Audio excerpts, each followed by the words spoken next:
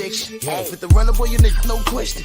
You would run a motherfucker high stepping. Hey, you never had a big enough weapon. Motherfucker never learned your lesson. I'm an 88 pack nigga. I'm an 88 pack nigga. I mean, day walker, drink blood, fangs out, full moon, motherfucker change like a hoe, nigga. I'm just a nigga from the hood trying to stack a little cheddar for the money. Yeah, buddy, I already know what it is. Drew Titan Bronson on deck. Shout out to the mighty LDBC. You know what I'm saying? I already see the family in the building. You know what I mean? We're waiting on our guest, Julian Jackson. You know what I'm saying? He'll be sliding through in a minute. Let me say what's up to the family real brief. 88 Sports Talk, Mr. Shelton, Abdullah, what up? Dwayne Jones, King Jr., Anwar Willis, Viva Tu Vida, OG, Eric in St. Louis, Jamaican Chalice, Wagwan, Miami, Snoopy, Ricky Wine, Healer, salute. Check your email, brother. Jason, Jose Diaz, MP, what the fuck? Cashman, Mark Wonderlick, D-Man Jr., Shadow 979, Yoda Wise Crush, Black Alpha, Geo James, Omega Red, Ad Solo, Antonio Hambrick, Yave, salute, bro. There you go, Derek Winston, smash the like button, y'all. Stormy, what's good? Yo, Yes, what's sir. happening, man? Glad to be here. I still haven't had a chance to see a fight yet. You know, I only heard stuff, but yeah, I'm glad to be here. Yeah, no doubt. And on the phone, the legendary Freddie Pendleton. Salute, Freddie. What you up to, bro? I'm good, man. Just, checking out these bullcrap fights they keep putting on. You know what I'm saying? They need, I mean, come on now. Put the real fighters in the ring and let them go at it instead of putting these clowns in there. You know what I'm saying? So they turn around, they getting beat. Then they bringing in these new guys. I don't even know half of them. So I'm like, and then they talking about, these guys now, these champions. I'm watching the Charlo brothers. I mean, I want all my brothers to do well, but damn, you can't last no time in boxing getting beat on like they do. Well, You Canelo can't go toe-to-toe with everybody. Well, Canelo, and I guess we could chop it up a little something until Julian and Trick get in here. Last night, I'll speak on it since Stormy ain't see it. Salute, Kano, I see you, brother. Last night, what we saw was an education. And it was an education with limited corruption. Limited. And more on that during the week, because I'm going to stay on this for the whole week. All right. Well, let me just let y'all know now. Tuesday, Wednesday, and Thursday, I'm not going to go live at my normal time because, I have a day job. But I'll find a way to go live on those days. It just won't be at 9:30 a.m. But I'll find a way to drop a live in the afternoon without stepping on everybody. But let me tell y'all something, man. When I say limited corruption, the scorecards, 115, 113, entirely too close, which means if Dimitri Bivol doesn't win round 12, it's a draw. All right, and that was BS, man. That was BS. There was one round away from ripping him off. But then you know what? It doesn't surprise me. Do you know why? Did y'all see the ref? Who was the ref? Mora again? How's he getting all this work? Mora again. Again. Russell Mora again. And those three judges, do y'all recognize those three judges? Those same three judges and that same ref. Who were they involved in, y'all? Wasn't that the same usual suspects? Fury Wilder? Yep, the same suspects. How do those guys keep getting work on the same night? Because they're willing to do the job. They willing to do the job. Now, I don't know if that went over y'all head, but Mora looked upset that Canelo couldn't get off. He really did. I was looking at him like, look at this guy. Is anyone else seeing this but me? But see, here's the thing. There's no more MTK. And the cat's out the bag, so somebody couldn't get no money. And that's just me. That's just me saying that. Somebody couldn't get no bread. So I don't know what's going on with that. Speculation. Am I looking too deep? Maybe. But where there's smoke, there's fire. How's Marvin getting all this work with these big fights after he had the biggest fuck up that I've seen in like the history of the sport? Okay? So stop this nonsense. And they couldn't get it done. They tried last night, but Bivol ain't give him no room. Ladies and gentlemen, Canelo Alvarez got outboxed last night. Now, watch this. This isn't the first time we've seen this. This is not the first time we've seen. Why is it a shocker? You know why? You know, I thought that, you know why the sensei didn't watch it and why I wasn't really stoked to see it. Look, I watched it on the Fire Stick, man. They didn't get my money. I said, hey, I'm up. Let me just watch it. And by round 3, I'm like, what the fuck's going on? Mora looking all nervous. The crowd's all silent. I'm listening to KQKC. Salute to my uncle. I'm like, what's happening? And I'm watching, and the more the fight went off, Canelo looked frustrated. He had speed knots on his forehead. He damn near tried to do a wrestling move on him in like round 10 or something. He picked Bivol up. I said, what is he doing? He's frustrated. He couldn't get off. He's punching. He was swinging for the fences from round 1. And I'm like, what is he doing? The reason why no one picked Bivol to win was not because Bivol was an inferior fighter, but we're so drained from the business of boxing that we have no faith in people winning who are supposed to win. So nobody picked Bivol. But Canahan's on the run. Bob Arum has come clean. And now everyone's looking confused. And we got a right call last night. But they almost did it. They almost made it a draw. You got, now let me remind y'all. And I'm talking to the foolish mortals now. Let me remind y'all. Canelo Alvarez made $100 million, all right, but he avoided the what I call the high contact. He avoided Errol Spence, he avoided David Benavidez, and he avoided Jamal Charlo, all equaling to $100 million. And instead, he took the easy route. Bud fans, go get him, y'all. The easy route. And Bivol, in the third fight with Triple G, a fight that he said he was passed, in a fighter of his choice. The easy route bit him in the ass because Bivol boxed his fucking forehead in last night. We all saw it. I know that.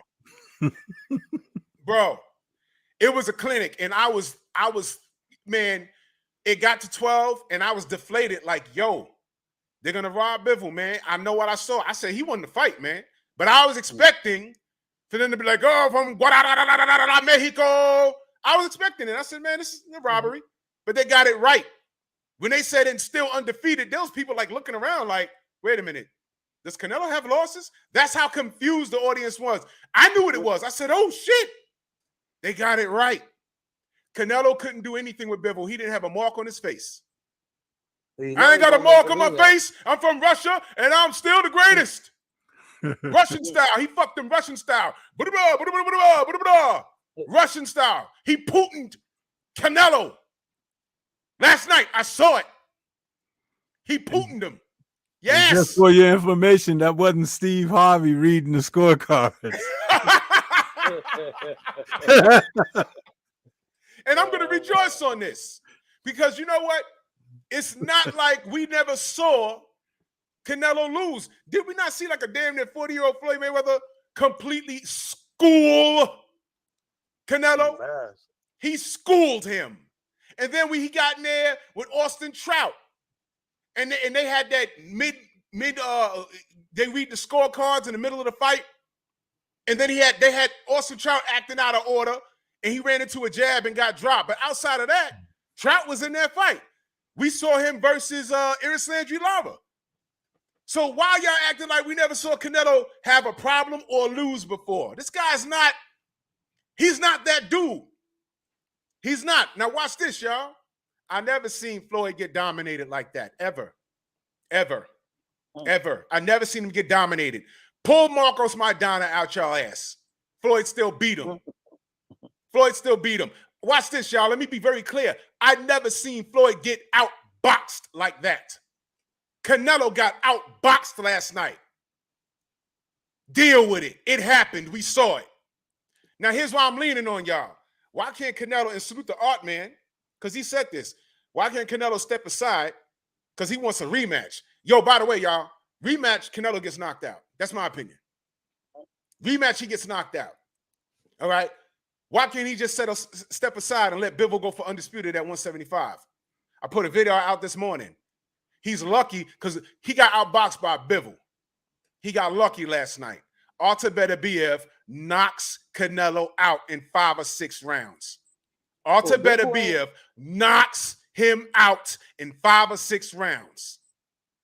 There is no easy route for Canelo moving forward. Bivol ain't one of the guys the TV want to push. So they gonna, he may get another shot at something, and then they'll move along past him and try to keep, get Canelo back on the winning trail, and then try to make another match with him for money because they can sell tickets with him. They can make big money with him. At this point, make big money with the other guy. At this point, Bivol, if he's chasing a bag, then the way to go is a rematch with Canelo because he's the A side now. But I'm hearing he wants to go for undisputed. So he needs to tell Canelo have a seat. And in the meantime, while Canelo's having a seat, does he go for the third Golovkin fight or does he go back down to 168? Where's there smoke? What I'm betting on them trying to do is to try to they trying to get as much money out of Canelo as they can. And if they can get that another match with what's his name? What's that guy's name? He's just Golovkin or whatever his name is. Yeah. If they can make that match again, they'll do it because that match is going to bring in a lot of money. So, the guy that beat him made the first thing with him. If he can get in the ring with, I don't think he'll be able to get in the ring with Golovkin. It ain't going to bring that much money.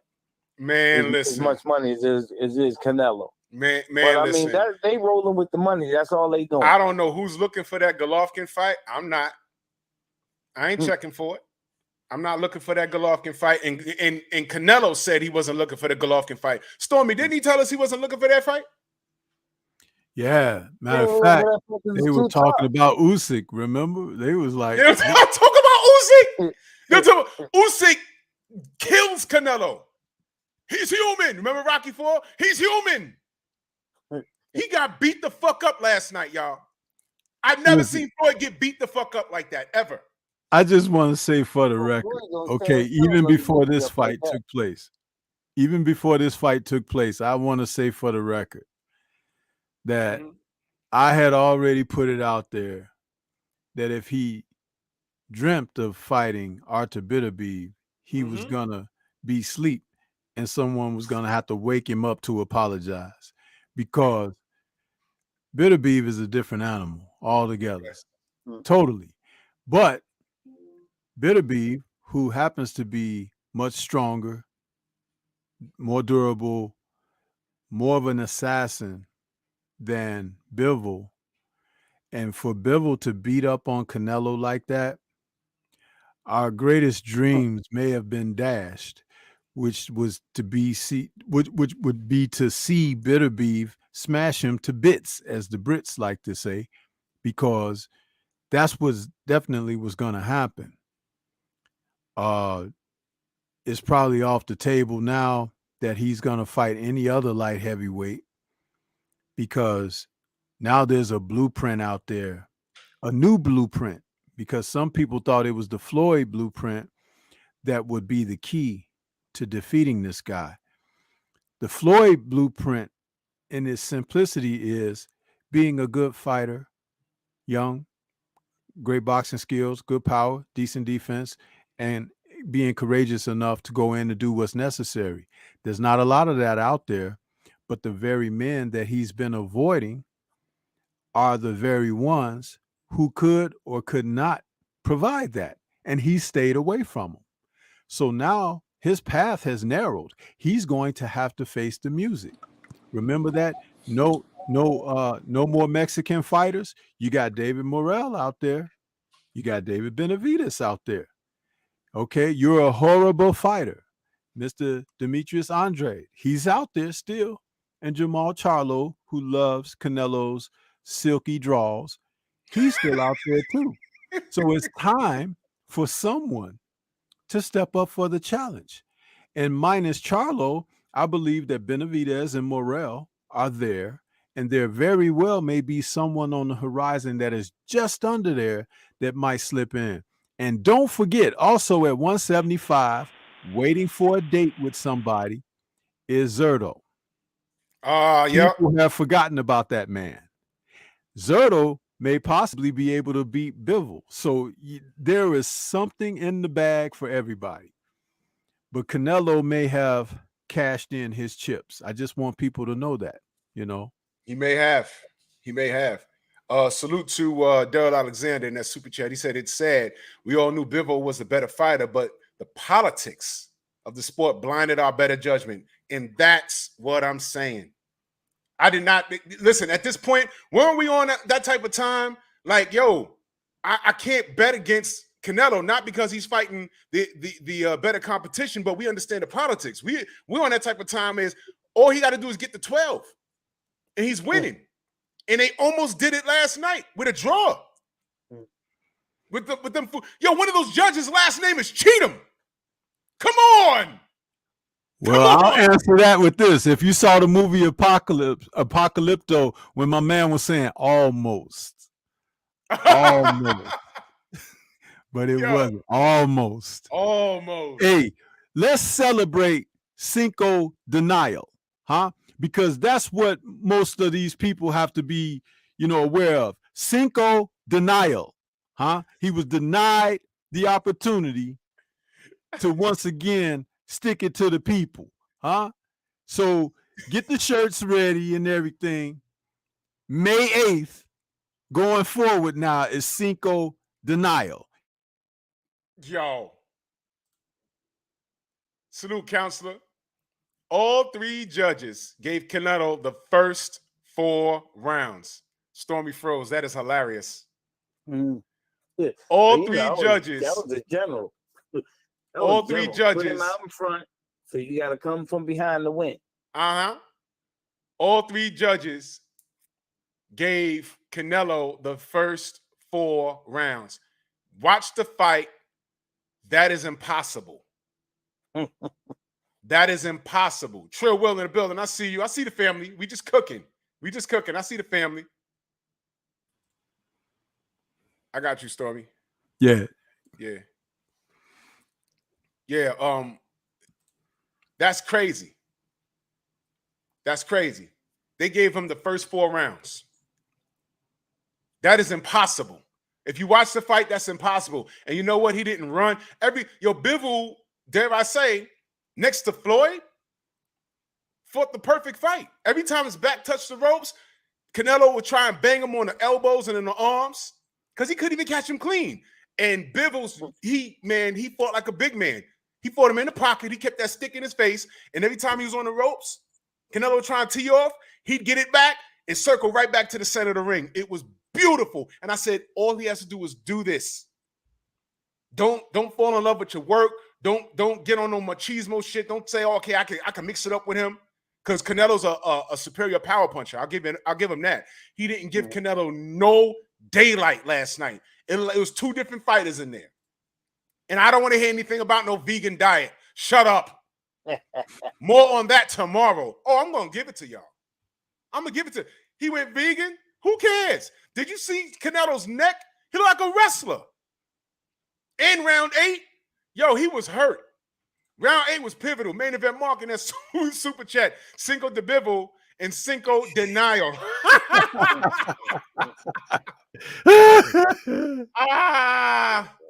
It's all right, Hill. I got you, brother. Man, listen. Yo, Mark put up this thing on his Instagram. Holy shit, that was hilarious. That is funny. That is just funny, man. So, yeah, I'm cooking vegan burgers all week. I'm cooking vegan burgers all week because you know why? And this is not all Mexican fans. Hell, you know what? Let me do the broad brush thing. This is not all Latino fans. These are the handful of racist Mexican ones. These are a handful of them. Okay? And a couple of cats from old media. Y'all need to go watch Tay Jones, replay of Tay Jones live today. Because there's something else I'm going to address tomorrow. And I'll just say this. Deontay Wilder hasn't said a word in how many months? He ain't got no business opening his mouth. He hasn't said a goddamn thing. Why y'all still got his dick in y'all mouth? What's wrong with y'all? He had nothing to do with what happened last night. Meanwhile, you motherfuckers is talking. So you know what? Y'all want the smoke? I'm going to give it to you. I'm going to give it to you. And I'm going to connect all the dots. Further proof that he's a face of boxing. He's chilling. Y'all don't know what he's doing. I know what he's doing. Y'all don't know what he's doing. Fury's retiring. And y'all, oh, well, he's ranked number 1. And he needs to make a decision before what? Y'all ain't going to do nothing. Before we remove him from the rankings. You can remove him from the rankings, and he can say, yo, I want to fight today. Y'all put him right back. But you know what? Enough about Clint. Let me say that. I got to say something on there, because you great segue. Mm-hmm. Before they remove him from the rankings, he don't give a damn about where y'all put him in the rankings, because y'all removed him from his heavyweight championship. Thank you. Huh? But wait, hold on, Stormy. Let's not get that twisted. There he is. Oh, man. There he is. Unmute your mic. You're on mute, Julian. You're on mute. Press the mute button. Unmute the mic.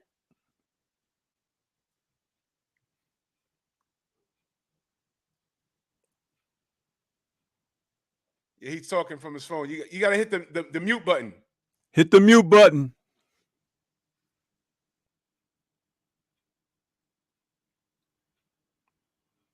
Julian, can you hear me?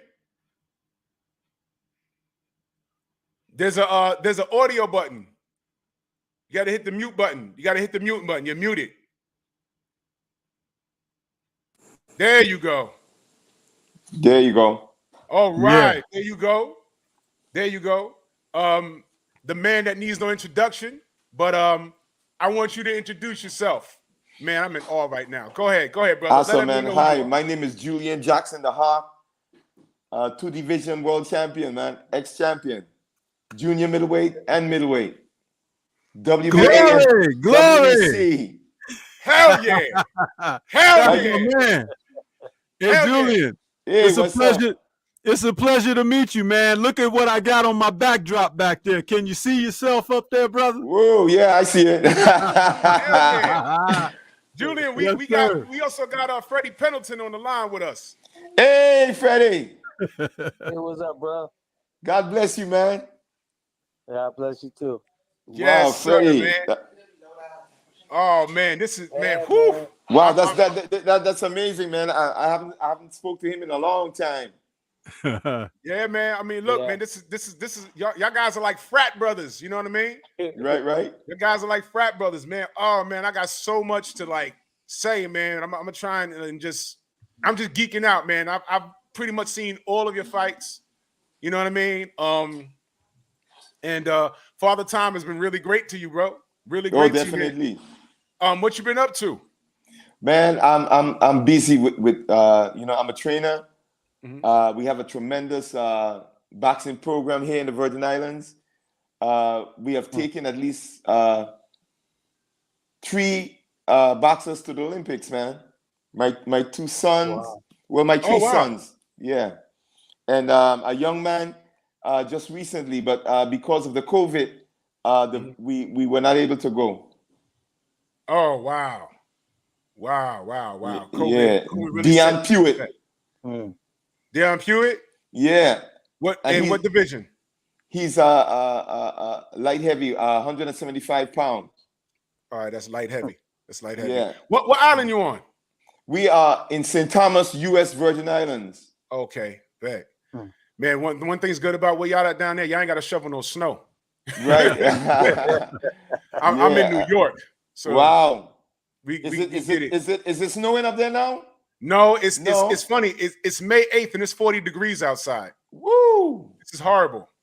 What's going on? Woo. You know what I'm saying? Stormy's in Chicago. What's the weather over there?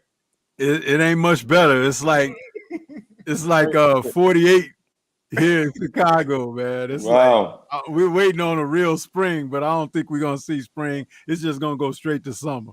Right. Man. Yeah, I mean, it ain't too much different here. Yeah. That Freddie's in Pennsylvania. You know what I mean? Julian, Yeah, man. Let's start from the beginning, man. Boxing. What made you fall in love with it? Hey, boxing, man. Boxing is, one of the sports that I believe has done so much for, us brothers. It doesn't matter who you are. Boxing turns your life around, And I started boxing from when I was about maybe 12 years old, And my mother, I was a mama boy, and I was always, at home with my mom. And she threatened me, man. She says, if you don't find a program, if you don't find something to do, I'm gonna try my best. I'm gonna whip you. I'm gonna beat you. You need to go and find somewhere, find something to do. And a friend of mine joined the boxing gym, and I didn't know. He says, hey, Julian, you wanna come with me, man, and join the boxing gym? I said, oh yeah.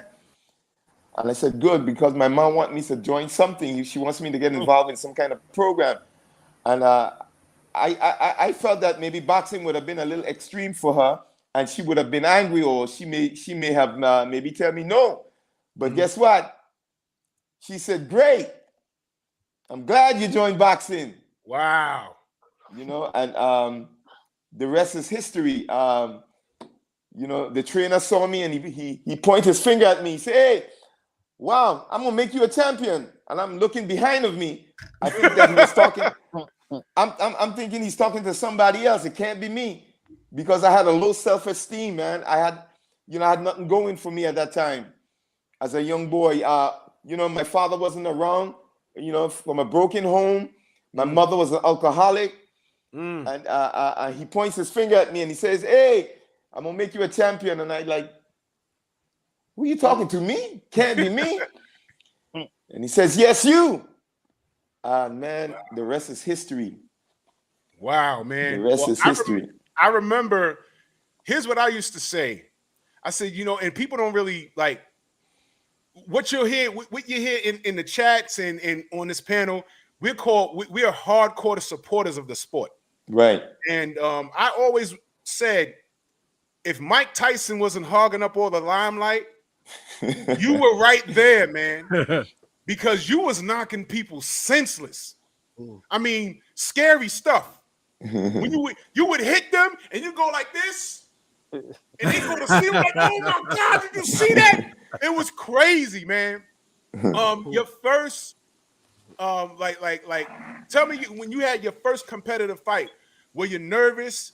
And what happened? My first competitive fight, champ, I'm gonna tell you this. It was here in the Virgin Islands. I was an amateur, man. I've never won anything. I've never really done much. I was failing in school.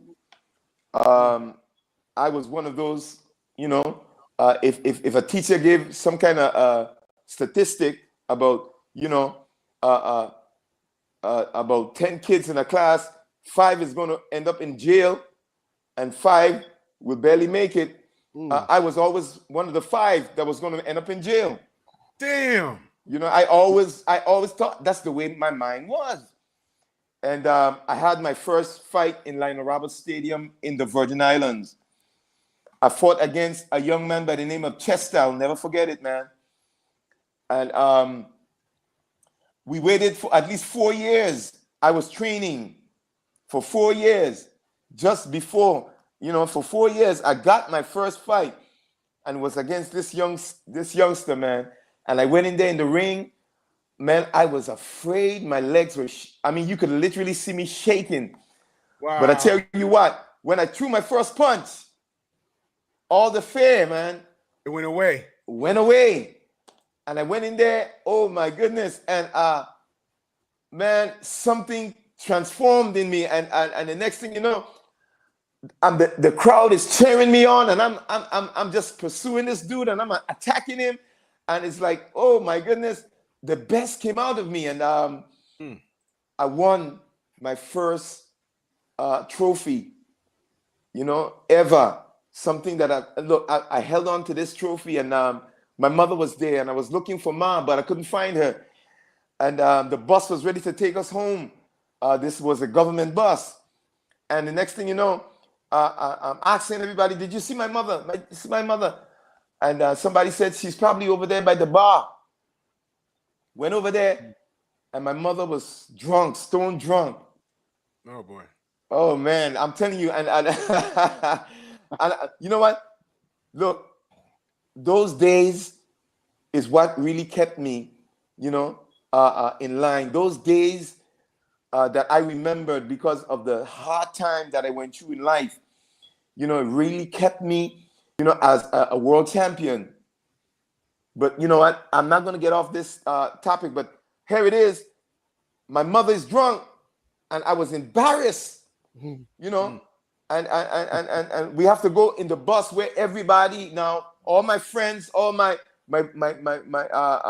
boxing mates, all my, you know, the classmates, everybody started laughing at me because my mother, you know, really was not herself, and she was saying things, and she was like cursing people, and it was a time of my life that I wish my mother would have never come with me. But guess what, man? I'm gonna tell you this, you know, drunk or not, she was there for me. Yes. In spite of my dad wasn't there, but my mother was there. Even though she was drunk, it still gave me some kind of hope. Right. At least I have somebody there that is with me. And I tell you what, man, that woman changed my life. That woman caused me to really dig deep into my own heart, to bring up the lion, okay, that a lot of people saw in the ring. And I tell you what, I am just in love with that woman. She's now deceased. But let me tell you something. This is Mother's Day. Yes. And you know what? Yay. Man, I rejoice every day. I thank my mother for being there for me, for standing up for me, for coming to my boxing to the boxing program, even when I was 12 years old, man. Mm-hmm. And she made it happen, and that's why I'm so grateful for her. And you know, again, I just want to bless all the mothers, man. Mothers, I love you, man. Like I said, I was a mama boy, and my mother meant everything to me. And I just want to let everybody, all the mothers know, man, you guys are special. Love you guys. There you go. Yeah. There you go. That's what's up, a man. fact. You took the lemons and made lemonade, and it's Serious. blessed regardless. Serious, man. Blessed regardless. You know, she had an issue. Yeah. But you look past that. That's right. And she did the best she could, man. And she did her best, man. She showed up. That's even right. though at times I didn't want her there, even though at times I wish she didn't drink, but she showed up.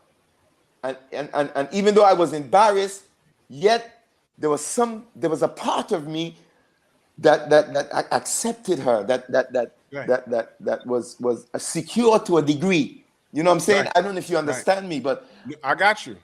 I was secured because my mother was there.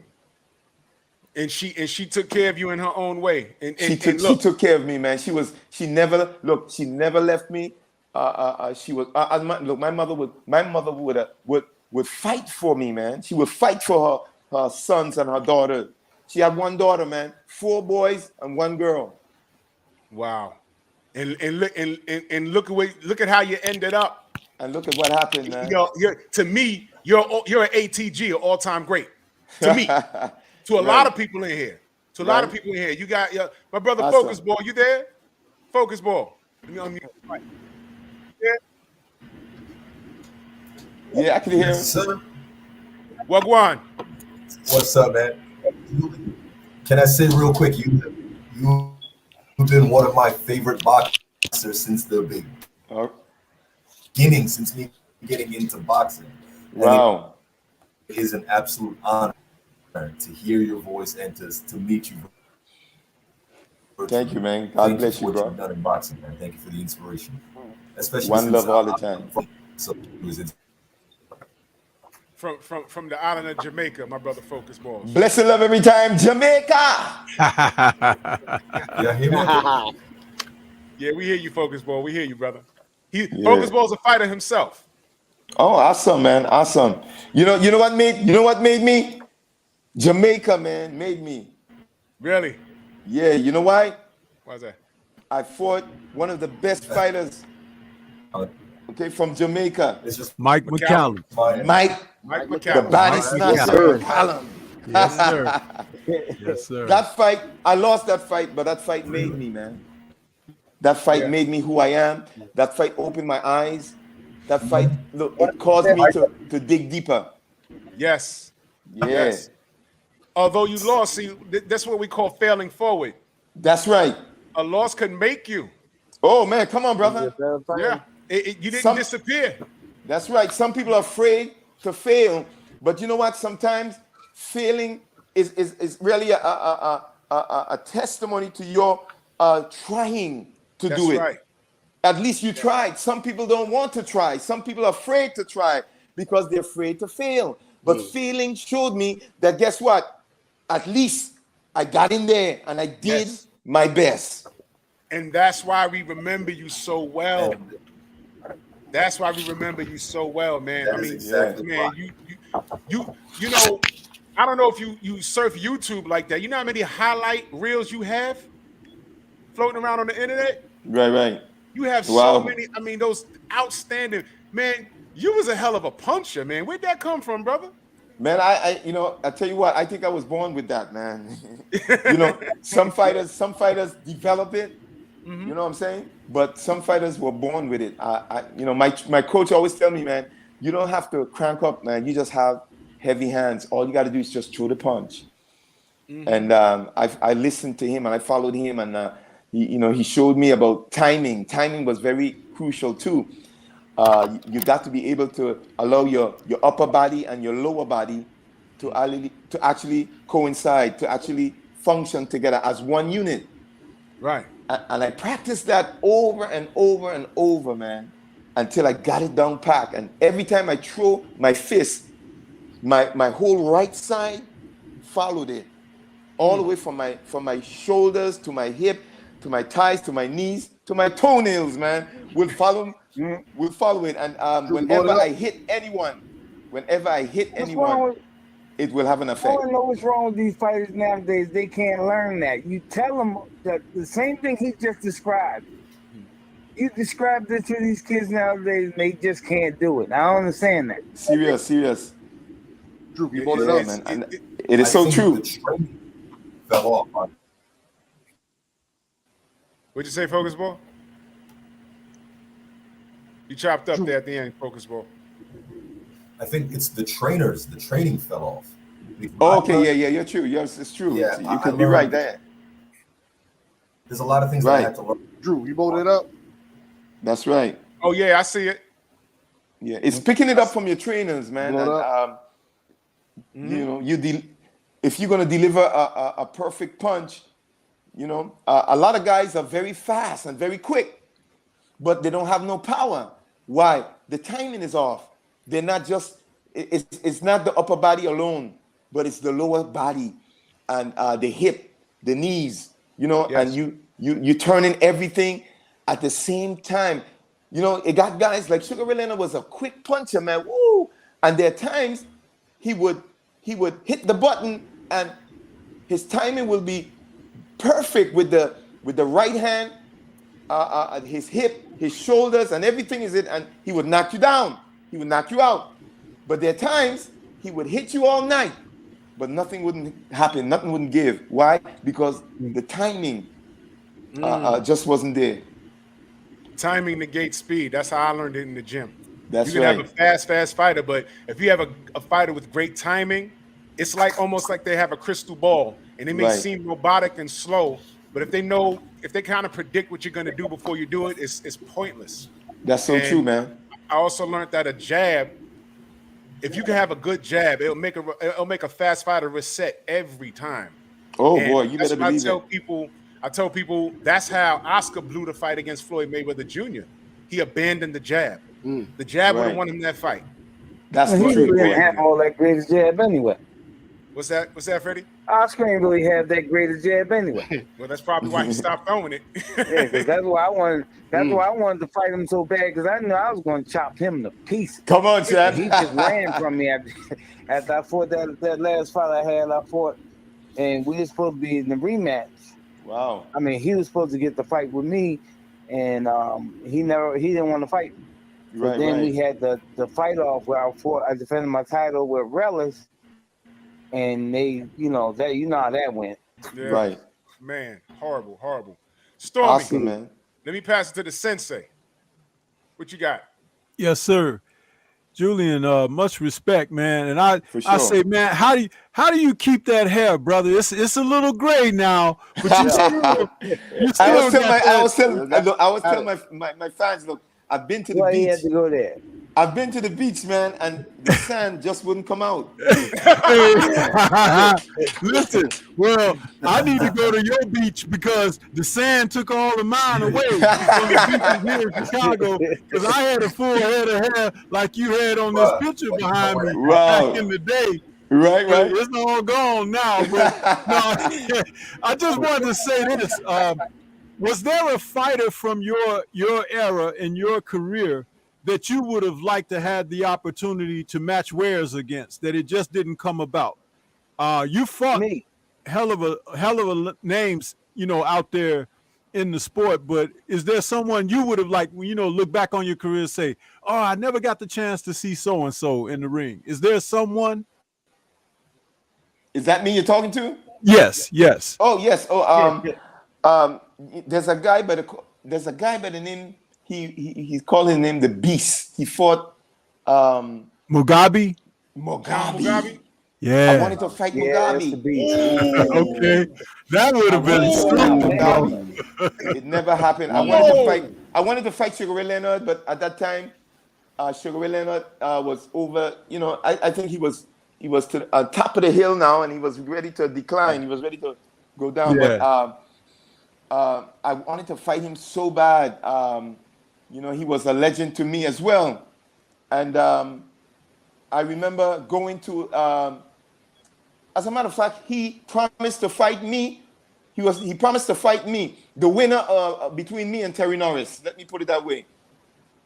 Well, I can tell you this: after he saw what you did to Terry Norris, he didn't want no parts of you. No. Wow. So I'm like this. I don't know why fighters aren't like, because I'm like this. The more top people you beat, the more money you're gonna make when I face you. So I hope you beat them all, so I can come in there and beat you up and get all the money. Hey, left hook. Julian, Oh, my I'm playing. Somebody put on YouTube your top 10 knockouts. This is like it hurt, man. Holy cow! You see the boy that got knocked out from off the ropes with that right hook? Woo! That shit was murder. Oh my god! Oh my gosh! Hey, I think Julian's mic is off again, fellas, because he's talking and I can't hear him. Wait, hold on. Let me see. Wait, And Julian, y'all, we that's what can't you hear saw you, bro. punching through the target. Wait, Julian, Am I hold on. right, Stormy and Drew? Let me see something. He's talking. I can't even hear him. Damn it. Wait, Julian, can you hear us? Julian, can you hear us? Damn it. I think he hit the mute button. Yeah, text him. Wait. Can't hear you. Can't hear you. Is your mic on? Say something, brother. Can we hear you?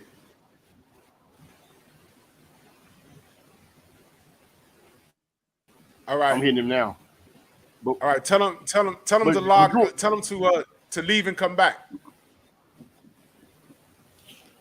Yeah, because if he got a phone call or something, it would have knocked it out. Yeah, hold on. I'm gonna remove him from the studio and then have him come back. Just tell him to click the same link. You know how to do it. Okay. All right. Let me remove him. He'll be back, y'all. In the meantime, I'm gonna put up. Whew. I'm put up the Drew and Stormy even focus ball. Look at them highlights, which you're showing. That's what you call punching through the target. Yeah. Listen, Hey, that's talent. Do that. I got the highlights up here, bro, because I watched them when they were live. It's like I never saw anything like that in my life.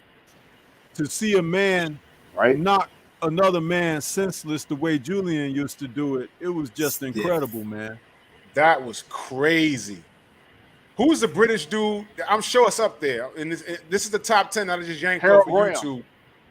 Man, he fell flat on his back. Hey, Drew, he fell on his back. I thought he killed him. Hey, Drew, that's the guy that I thought he killed him. I thought he died. That's how you. That's called stretching something. Did he ever fight Nigel? Did he what? Did he ever fight Nigel? No, he never fought Nigel Ben. He never fought Nigel Ben. But he said he wanted to fight Mugabe. Can you imagine? Yeah, see, that's why I asked him. I know there had to be someone. I knew it had to be someone he would have loved to fight, and Mugabe was no joke. I think he'd beat Mugabe because Mugabe got hit, and if he could land a big punch on you, you wasn't gonna be around long. Yeah, I think Mugabe would have took a dirt nap. And Mugabe was a terrifying dude, but Julian was something else, man. Yeah, he could punch like hell. Holy crap, man. Trick, you remember that guy he knocked out, Israel Negron? Man, that dude looked like his face was paralyzed, his body was stiff, and he was trying to get up, but he couldn't move. It was like he was paralyzed. I'm like, oh, man. Yeah, that was bad. Yeah, we need to get him back in here. I wanted to talk to him about the Gerald McClellan fight. Because let me hit him up real quick.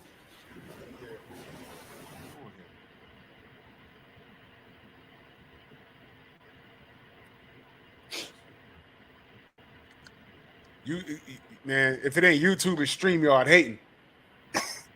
Damn, man, we cooking, boy.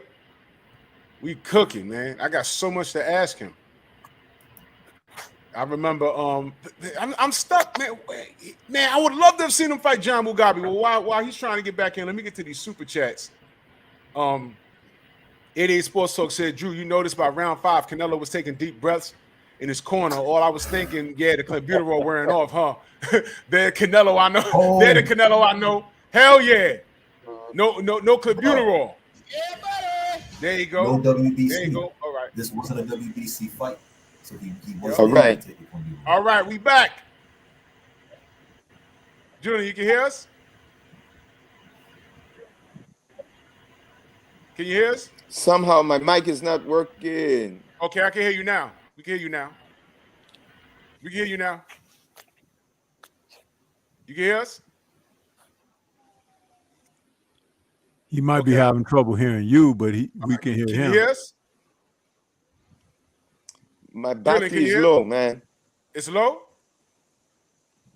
It might be your headset. Let me see. You can plug it up and still stay on. Take the headset out.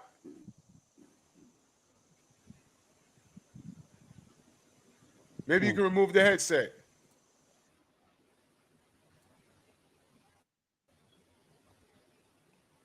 Damn it. All right, we're going to get this to work. I promise you.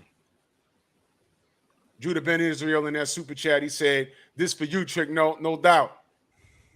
No doubt, man. Yo, listen, let me tell y'all something. Y'all see his Cash App floating at the bottom of this page, right? I tell y'all, whenever y'all see the guest in here, this is Trick Noty with his boots on the ground. He's doing his work, bro. This is all him. So y'all make sure y'all show him love. Forget my super chats, okay? Hit this brother up. Hit this brother up, man, because this is golden. I'm geeking out right now. He said the Hawk literally stopped people. Jay, salute Jay in that super chat. He said the Hawk literally stopped people in their tracks. Dudes would be stopped on their feet. Salute to the Hawk and the Hawk and the LDBC. Salute to you. Salute to my brother In Shape Street Fight. He said thank you for this. Add Drew Titan LLC to the champ. Yo, salute to you, man. Yo, Trick in the building, B. This is him. This is all him right here. Eric Novella. He said the Hawk versus Michael Nunn. I would have loved it. Wow. That would have been dope. Oh man, yeah, I don't know why that fight never happened. Well, let's get him on and ask him. Yo, you know what, Ant? Give him my phone number. Tell him to call in. Ain't no stopping us. Give him my phone number. Tell him to call in. We'll get him on the line. Okay. That's how we gonna We do honestly need an LDBC. And You know, tell him to keep his phone plugged in too. That for energy. So it Right. doesn't Oh, Tay, the Cash App's at the bottom of the screen. $ Trick Noty. $ Trick Noty. Damn, he wanted to fight John the Beast Mugabe, man. That would have been an instant classic. Yeah. Damn. Oh, yeah, somebody got crushed in that fight, man. Oh man, somebody would have went to sleep. But I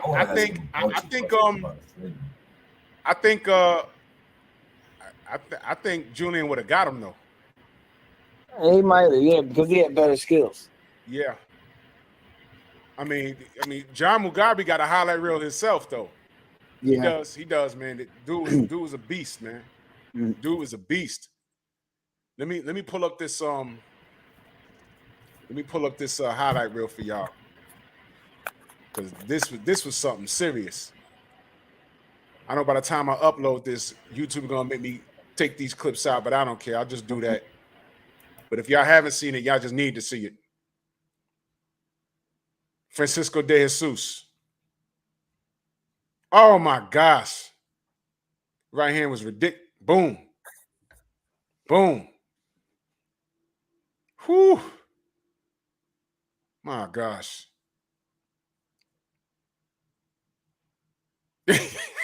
Man. You got to understand, guys, he was doing this during the Mike Tyson era. So Mike Tyson was overshadowing a lot of the smaller guys. But Terry Norris right here. Watch this. Boom. On his feet. Terry? Yep. But what happened? He face planted Terry. Terry was out on his feet. He hit him again and he just fell. He face planted him. That was Oh, bad. yeah. I remember that. Damn. That's messed up. He face planted him. He hit him and he froze him. Boom. He froze right there. That was bad. And that ref didn't get there in time. Dennis Milton. This is 91, y'all. I was in high school. Look at that. Oh, look at his arms. He's swimming. He like that dude that Wilder knocked out. Yeah. Sergey Lahovich. Boom. Yeah. Here you go.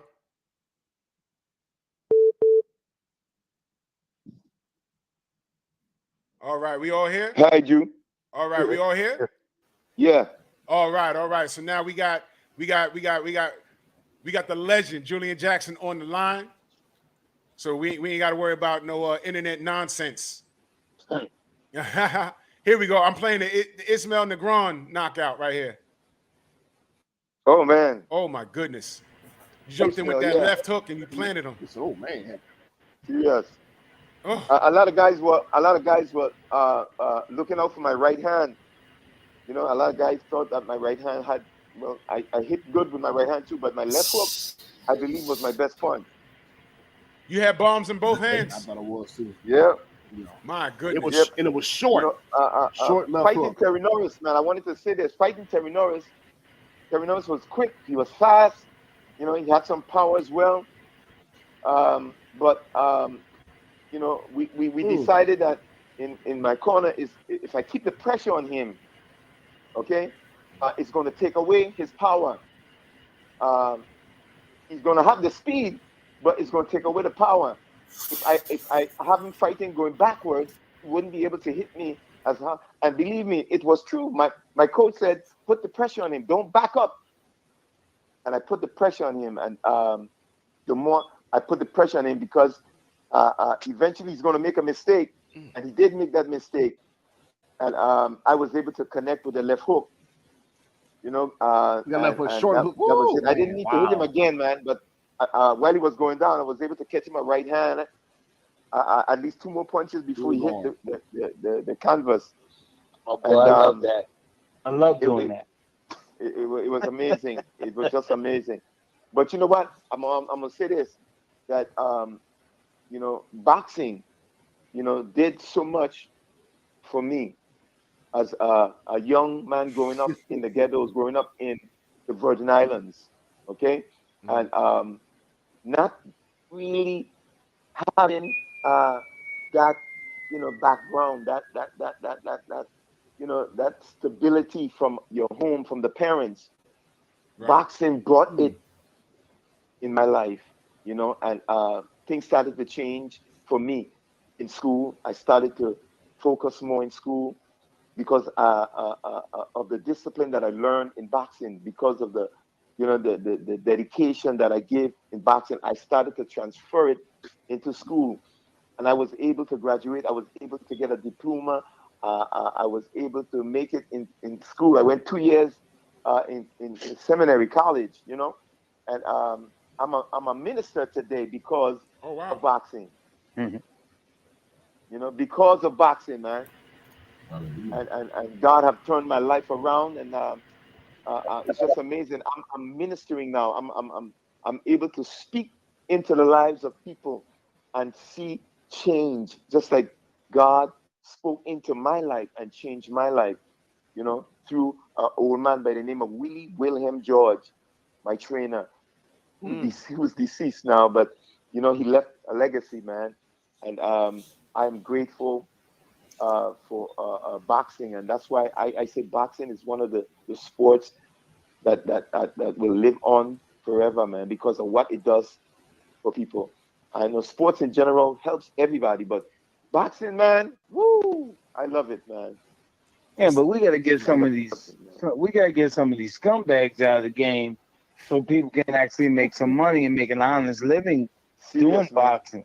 Boxing Cause my time, it was more like the love for the sport. You yeah, know, as a matter of fact, I fought my first fight was in Puerto Rico, and my purse was actually $25 a round uh, for a Wow. 4 rounder. I got $100, man. 25 bucks a round. mhm. Wow. You had to been Wow, doing it for love because you wasn't doing it for a paycheck. you know what I'm saying? Yeah, I know. Yeah, when I had Well, my you was first fight, my first fight was $250 Wow, for 4 rounds. for 4 rounds. Wow, Yeah, Mm, mm, mm, mm. yeah, he So, it's told amazing, me man. so what I want to ask you, okay, your first title shot was against who? Mike McCollum. All right, Mike McCallum. Okay, so Yes, we know what yeah, happened, watch that. and you didn't disappear, which is a great thing. Um, that's the truth, man. As a matter of fact, I almost did. really, I what almost did. As what a matter kept of you in the fact, game? I didn't want to come. I didn't want to come back home to the Virgin Islands. I didn't want to face the people. I didn't want to, go through. I was a wreck after that fight because the government sent me off. Thousands or hundreds of people, you know, go behind me, from the Virgin Islands, Mm, and I'll never forget, man. And I was really, you know, uh, um, up there, and I was undefeated. I had like almost 20 wins, 20 by knockout, or something close like that. And if Mike Tyson was, if Mike Tyson was the one that I was fight, I felt I would have knocked him out. That's how. I mean, I was so full of, pride. Hey, I'll be honest with you. Pride could be good, and pride could be very, very, very dangerous. absolutely. You know what I'm saying? Mm. And I was full of pride, man, and I felt that it was my way or no way at all. And I went in there, and I was beat. I got, a lot of things happened. Things went through. I went through some stuff from this, this a seasoned professional, seasoned champion. And I'm green. You know what I'm saying? And he beat me. I mean, he beat me in every area, man, and no excuses. Okay, and I lost that fight, and I didn't want to come back to the Virgin Islands. I didn't want, as a matter of fact, I wanted to quit. But my girlfriend at that time, who's my wife, said to me, you know, your family will turn their backs on you. The government will turn their backs on you. Your friends will turn their backs on you. But there's one person who won't turn their back on you. I said, who's that? She says, God. And when she said that, when she said God, you know, because my mother was religious and I was religious. And when she said that, it did something to me, man. And it caused me to really, you know, face my defeat. Okay? And come and own up to what happened. And I tell you what, that was the beginning. That was the beginning of who Julian Jackson really, you know, turned out to be. From that loss, God came into my life, and my life was changed forever. Up to today. The old Julian, you guys have never met the old Julian. You saw him competing, yes, but you never really met the old Julian. Okay? The old Julian was a person that, let me tell you something, anytime a steel pan plays or a band music is playing, I will be there. And I'll be the one carrying on that party, that dance, or whatever. You know, I was that type of person. You know, and my life changed completely, man. And I started to face all my problems. You know, the demons that I was afraid to really confront. I started to confront the demons, and I had to tell him, no, you got to get out of here now. You're not gonna control me. God is in control now. And ever since then, I was able to face all my situations. Dan King. There was a time I used to look at Dan King, but I couldn't look at him in his eyes. But when I gave my life to God, I looked Dan King in his eyes, man, and Dan King had to turn his face from my face. Whoa. Dan King had to turn away from me because I told him like it was, you know.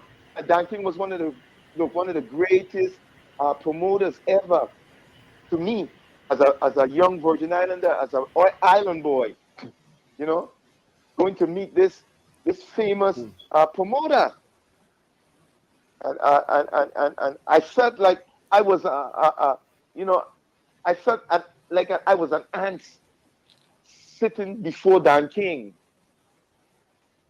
You know, as a young man, a young Virgin Islander, a young island boy. But when I got to the place where God came into my life and showed me who I was able to look Dan King in his eyes, and I was able to tell Dan King, you know, my mind, my heart, my desire, what I wanted to do. And man, I tell you what, the best came out of me at that time. Believe it or not, the best came out of me at that time. And Dan King, a tremendous promoter, but I tell you what, Dan King was a very shrewd businessman. Wow. What was your relationship heard. with Don King? Oh man, look, I tell you what, I am so glad that you know, Dan King was the one that promoted me, and believe it or not, you know, he made me you know, a champion. You know, with you say one, say two, man. Dan King was there for me. Dan King really helped me. You know what I'm saying? A lot of things happened, you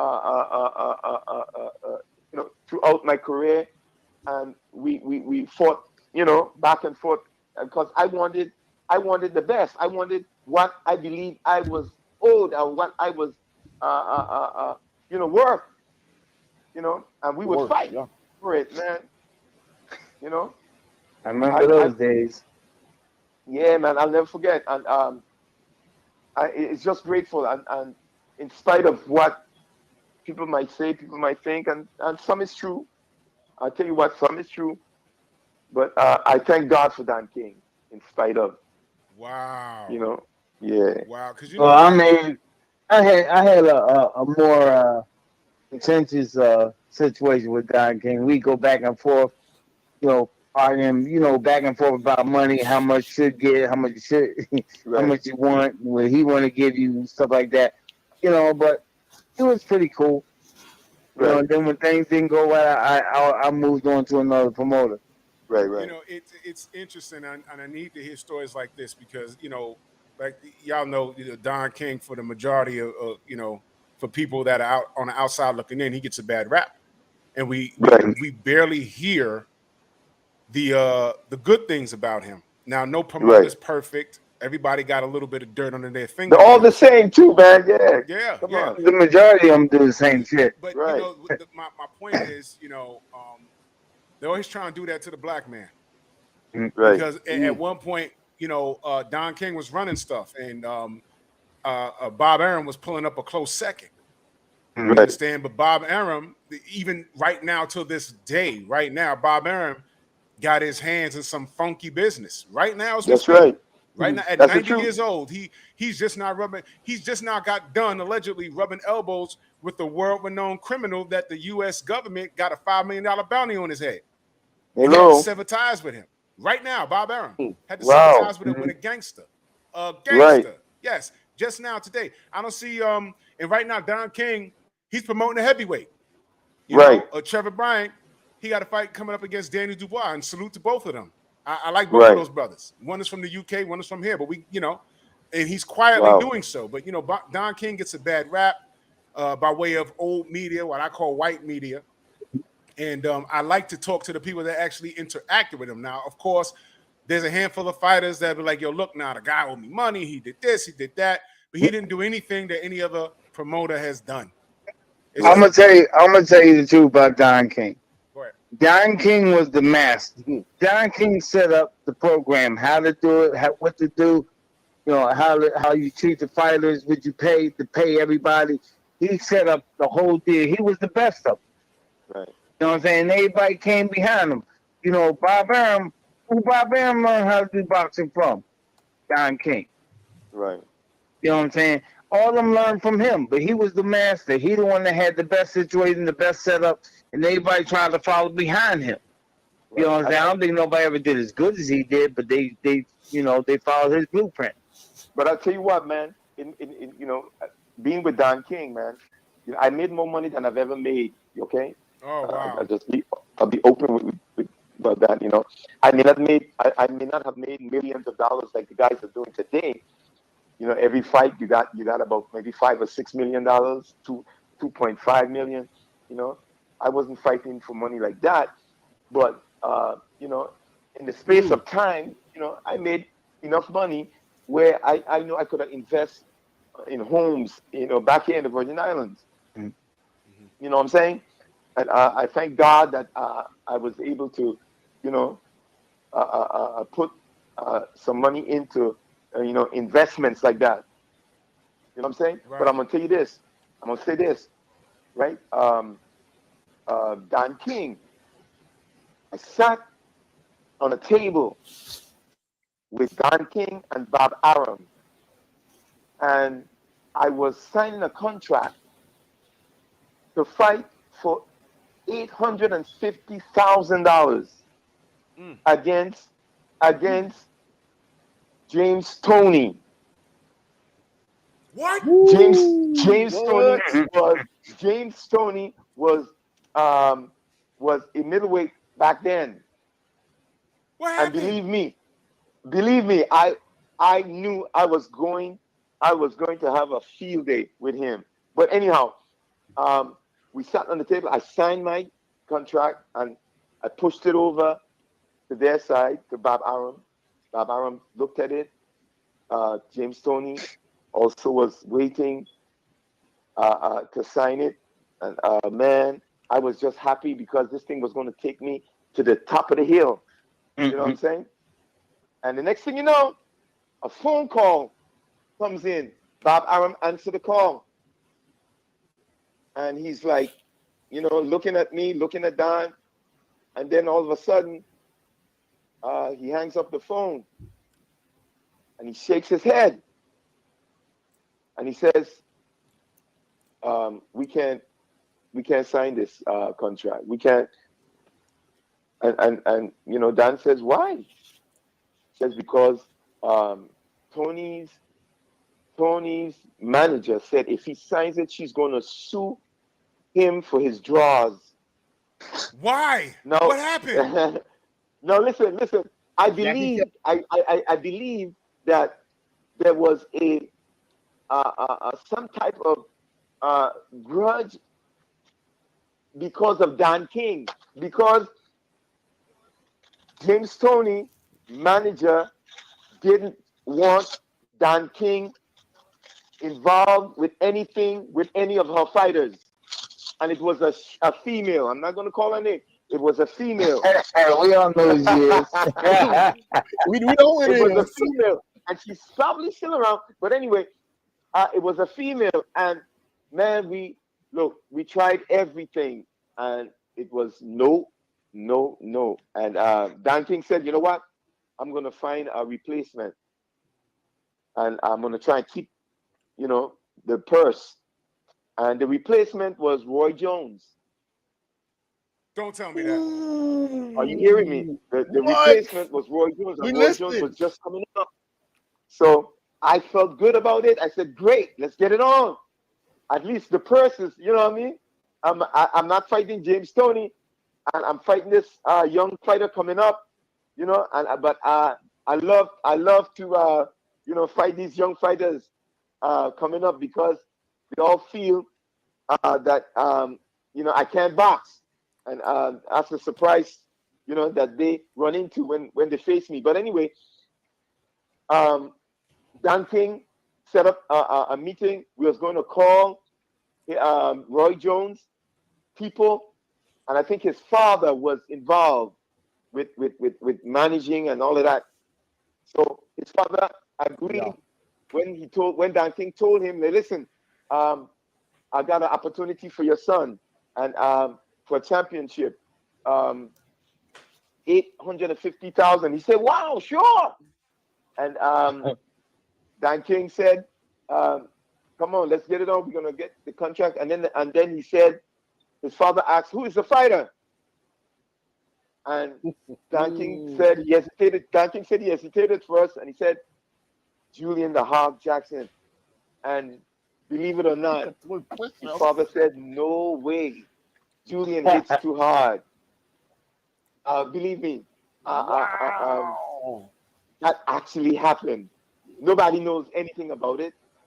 You know, I've been speaking in different shows, and I would share a little bit about it. And I just met him the other day, Roy Jones, the other day, you know, and he's training fighters as well. You know what I'm saying? And we met up, you know, and it's just amazing, you know, the way things happen, you know, in this boxing game, man. And I just wanted to throw that out. But Dan King was one of the best promoters back then, and there was a lot of other promoters trying to blackmail him and stop him. That's what I wanted to say. Well, you know what, Julian? You just hit me in the face with one of those left hooks. Me too. What is happening? I'm telling you. Wait a minute. This is breaking news, y'all. This is like, what, 30 years later? Yeah. Yeah. Ladies and gentlemen, That fight was in '94. we almost got 200 people. Smash my like button. Wow. We got Julian the Hawk Jackson and Freddie Pendleton on the line. I want you guys to understand what Julian just said. We were supposed to get James Toney versus the Hawk. We almost got Roy Jones Jr. versus the Hawk. And because these people didn't want to do business with the black man, we didn't get those fights.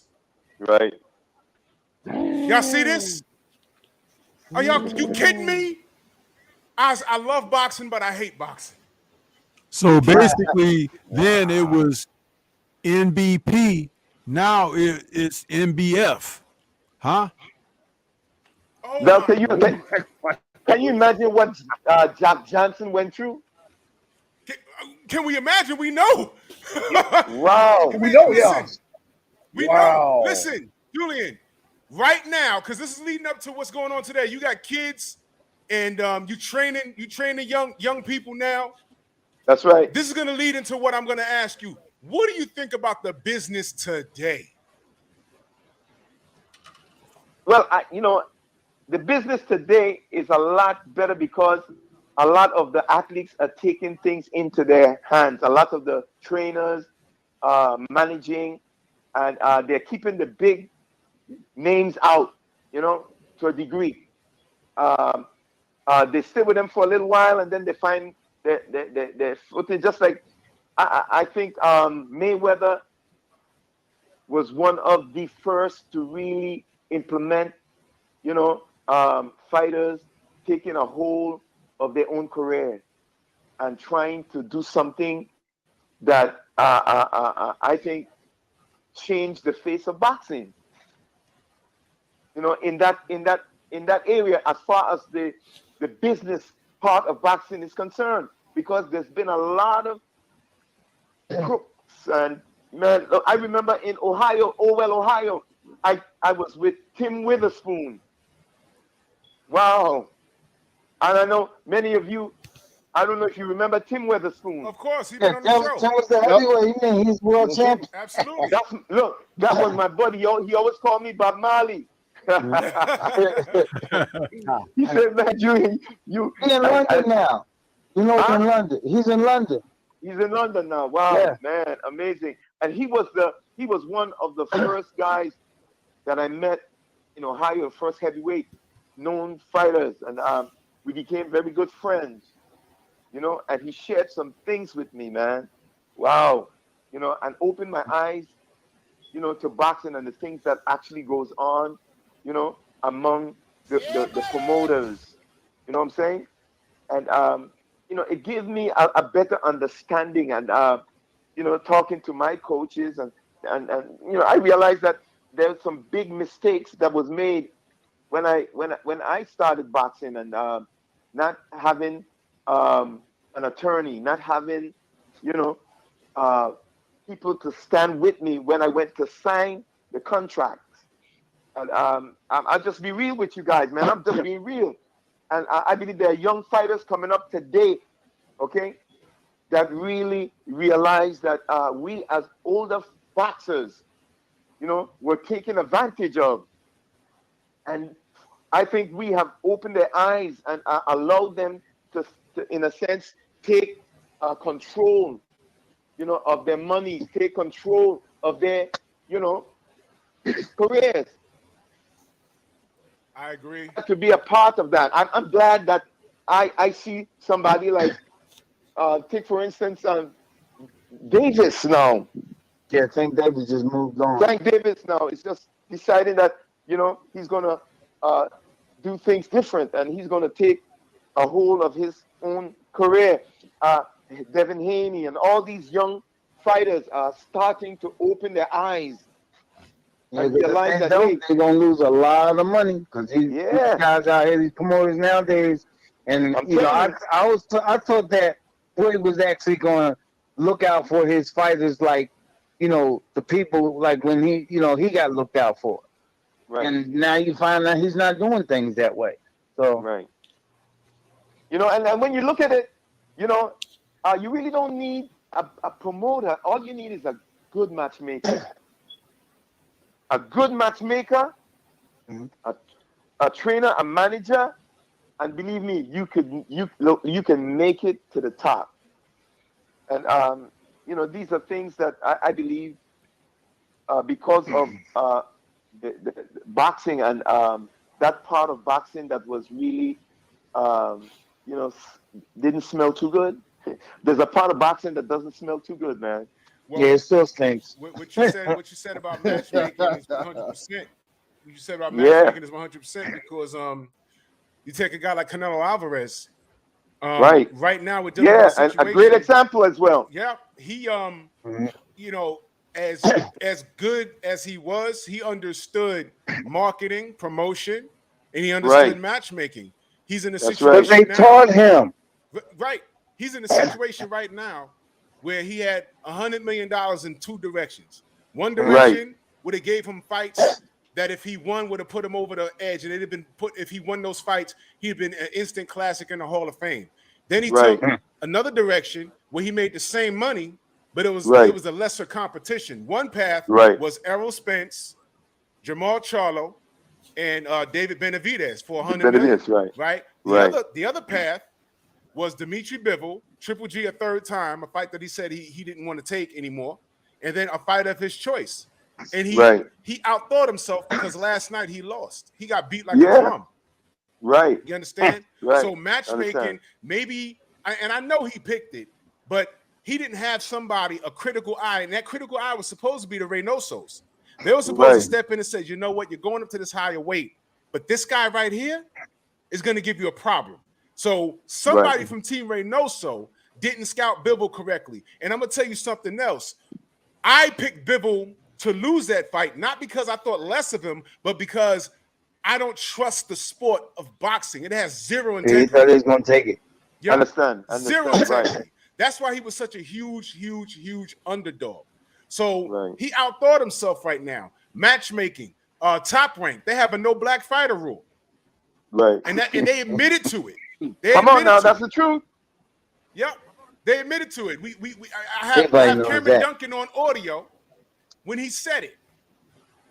Salute to Fred the Barbershop. He said it. And it's real. So, you know, I appreciate, you know, guys, these young guys, and Julian, you're right. These fighters, depending on who they are, and you know, you have the power of social media now.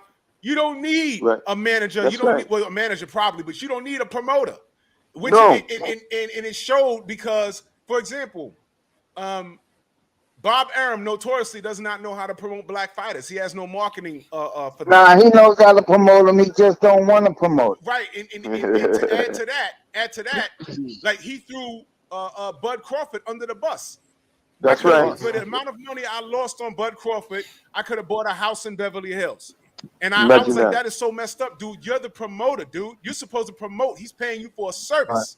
Okay? That's right. But Bob Arum thought is, okay, I got this black fighter, and the blacks are just gonna go support the black off a general principle. No, a closed mouth don't get fed. And Bud is not out loud about it. He just gets in the ring and he performs. And he's been performing. He's undefeated. So how the hell do you take a guy that's arguably #1 pound for pound in the world and say you're losing money on him? You're the promoter, you idiot. You're the one that has to sell this guy. Bob Arum has been promoting that bull crap for the majority of his career. That the money you can only make money off top white fighters. He don't pay the top black fighters any mind. He don't care about them. He care about the top white fighters that bring that huge money in because, you know, you get the white crowd and you get the white people coming in to see the fights. It's all a racist thing with them. That's why I went through the same shit. You know, I came up, I was beating everybody. Even though my record wasn't great, I was beating everybody, and a lot of people was coming to see me. But he wouldn't give me the good money, so I had to walk away from him. But he kept lowballing. Right. And that's So I left him with another promoter. Wow. So in essence, Julian, you're absolutely correct. In this day with social media, I mean, in the 90s, Julian, if I told you, if I hopped in a time machine and just walked up on you and say, you look, man, you see this? This is called a cell phone. And once you get on this, you're going to create a Facebook page. And once you create a Facebook page, millions of people are going to be able to see you, not only in the Virgin Islands, but around the world. You'd be like, yeah, you're crazy. But now science fiction has become science fact because you can literally do that. Right now, there's people that's going to watch this program all around the world. Right. You understand? So technology has taken the power away from these promoters. And now these fighters, they got fighters that are not even in the top 10, but they got over 10,000 followers on social media. That's right. And they don't even have a belt yet. They're tapping into it, yeah. That's right. That's why you get a guy like Ryan Garcia who's done nothing, but he got over 1 million Instagram followers. He's done nothing. Yeah. Yeah, but you know what's going on with Ryan Garcia. You know they promoting him all over the place. He was just in the Gatorade commercial. I don't know why he's even there. That's what I'm saying. You ain't nobody, but you're all over the place. You in everybody's face all the time. They even comparing him to Floyd Mayweather. I don't get it. I don't get it. Wow. Hey, Julian. Who does he look like? Who Ryan? He don't look like us. No, he don't. He has. That's why they pushing him. It's crazy. You Hey, know, Latinos gonna come out to watch the Latin fighter fight, and white folks will come out and watch the Latin fighter fight because it ain't us. You know what I'm well, saying? And you know what? You that's know what? it's a Also, mess. Freddie. You know what? Also, Freddie. Mhm. They undermine the black dollar. They notoriously do that.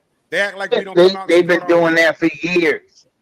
They act They've like been doing that if you since they have a if started you this have a raggedy ass if you country. have a black fighter versus a Mexican fighter, like we had Errol Spence versus Mikey Garcia, and they Mhm. tried to say the numbers did well because of Mhm. Mikey Garcia. That was an absolute Mhm. lie.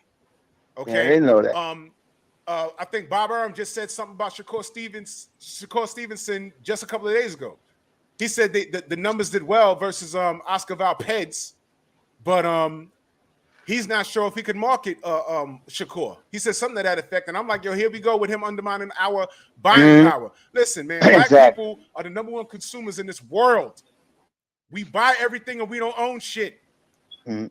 Come on now.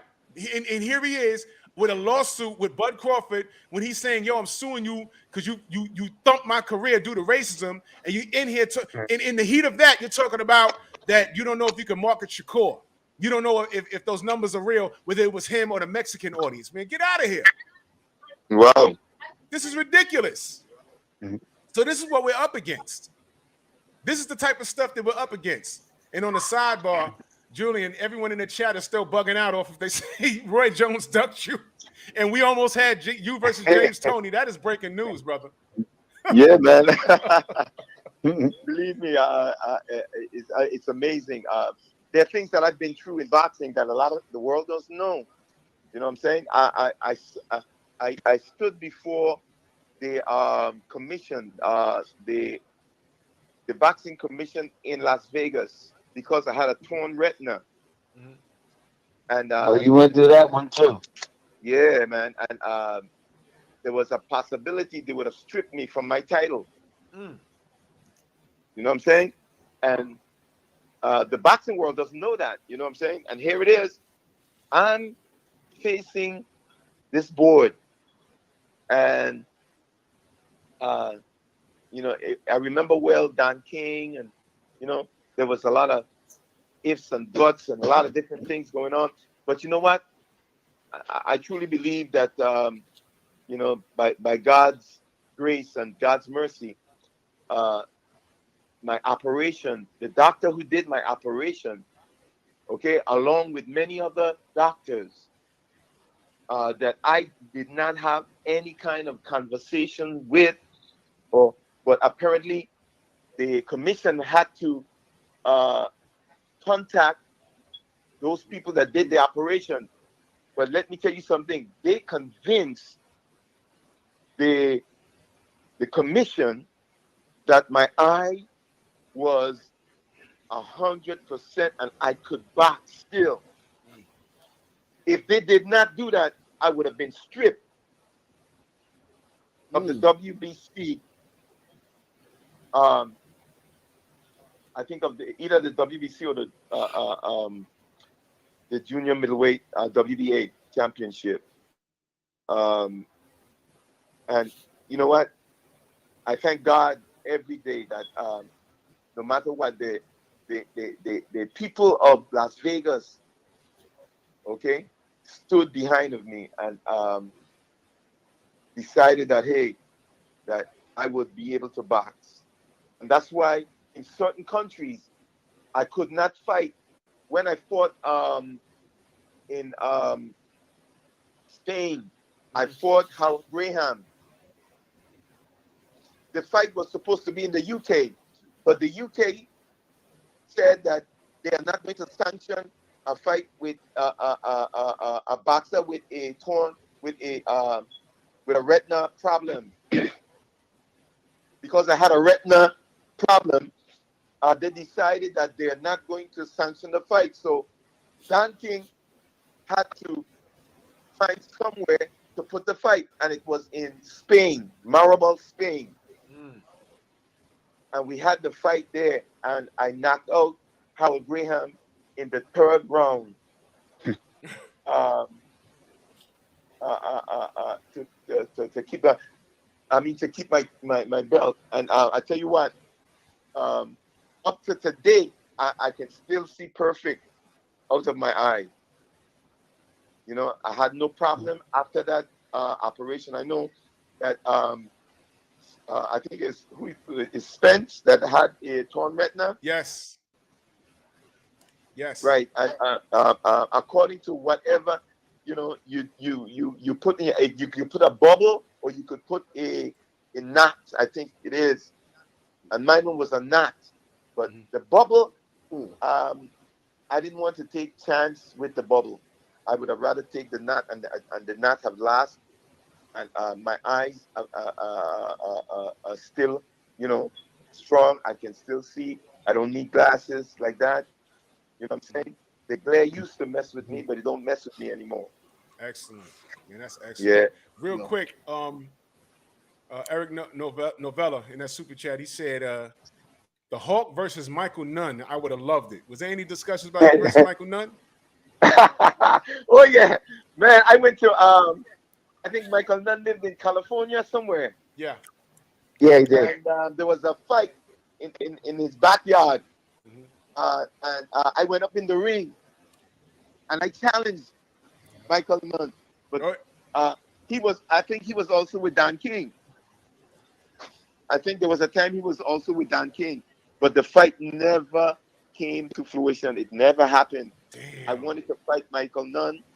And man, I tell you what, it would have been a tremendous fight. And the reason why I was looking for a lot of these different fights, and the reason why I moved up from junior middleweight, because I was always a junior middleweight. My power is what really, I think, you know, made the difference in the middleweight. And my weight, you know, I always actually had to eat, I mean, more than I normally eat, just to keep the weight. Right. As a middleweight. And I tell you what, I really believe, you know, that one of my main thing was to be able to make it to the top and started to really make the type of money, you know what I'm saying, like Julio Cesar Chavez was making with Don King, you know what I'm saying, and that was my fight. And I tell you what, I remember Don King saying, but Julian, you know what? If I have a fight in Vegas with Julian Jackson in Neon Lights, it's only a handful of Virgin Islanders going to come. But if I have, crazy as hell. Yeah, but if I got listen, this is true, man. But if I have Julio Cesar Chavez, millions of Mexicans are going to come. See, but that's a lie. That's a lie. That's a lie that Don King always perpetrated. Yeah. You know, goddamn well that you was big enough to bring in the people in there, but he wanted to cater to the crowd that he wanted, which were the Mexicans. Right, all the promoters did the same thing. All the Latino people, Mexican, Dominicans, if you're Hispanic, they were going to bring you in. But but if you're a black man, they ain't even gonna take the chance on whether it's gonna make money or not. They don't care. Right. They go with the money, the person that they know is gonna definitely bring in that money. Yeah, I have access to Michael Nunn. I'm gonna give him a call and ask him what happened with that, because these are things we're just finding out. These are things we're just now finding out, man. Right. One of my brothers in the chat, he wants to know your thoughts on Errol Spence and Bud Crawford. They're at the top of their game at welterweight. Your thoughts on those guys? Oh man, both of them are similar. Good timing. I believe that Crawford has it an edge higher than Spence. I believe that's just the way I look at it. I believe that Crawford has a little edge on his timing, his movement, his ability. You know, both of them are tremendous, and I believe that I would pick Crawford, man. I feel like he's unpredictable.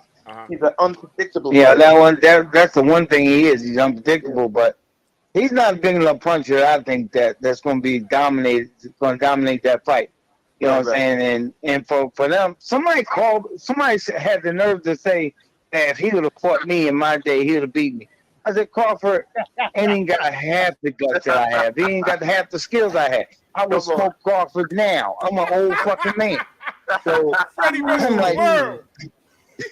you know, I don't play, man, please. You know what I'm saying? I was like, how can you throw a junior guy like Crawford in there with somebody like me? That's crazy. Right? I'd have destroyed it. But, you know, I'm happy that Crawford is champion. He's doing really well. And, but, you know, I'm on the reverse side of the Crawford fight because I think Spence is just a little smarter than Crawford is. Okay. Okay. Julian. Yeah, it's a coin toss. That's why this matchup, these fellas in their prime right now. This is why I always said the community needs this because these guys we at the need to top see of their that fight game. now. That's all we need to do, boy. Yeah, man, we need this. Right. I'm leaning towards Spence, but it's boxing, y'all. I'm leaning Yes, towards it is. Spence, but it's boxing. We all know what can That's happen. right. You know, for That's all I right. know, Bud going there and Spence just showed you. Spence just showed you what could happen by getting cracked on the jaw in his last fight. Then there's that. You know, Spence done broke everyone's face. I'm like, God damn, man. I'm like, is this guy hitting like a heavyweight? What's going on? Yes, man. Wow. That's something I myself noticed. I said, wow, anytime he touches somebody, some kind of bone is giving in. Yeah, it's strange.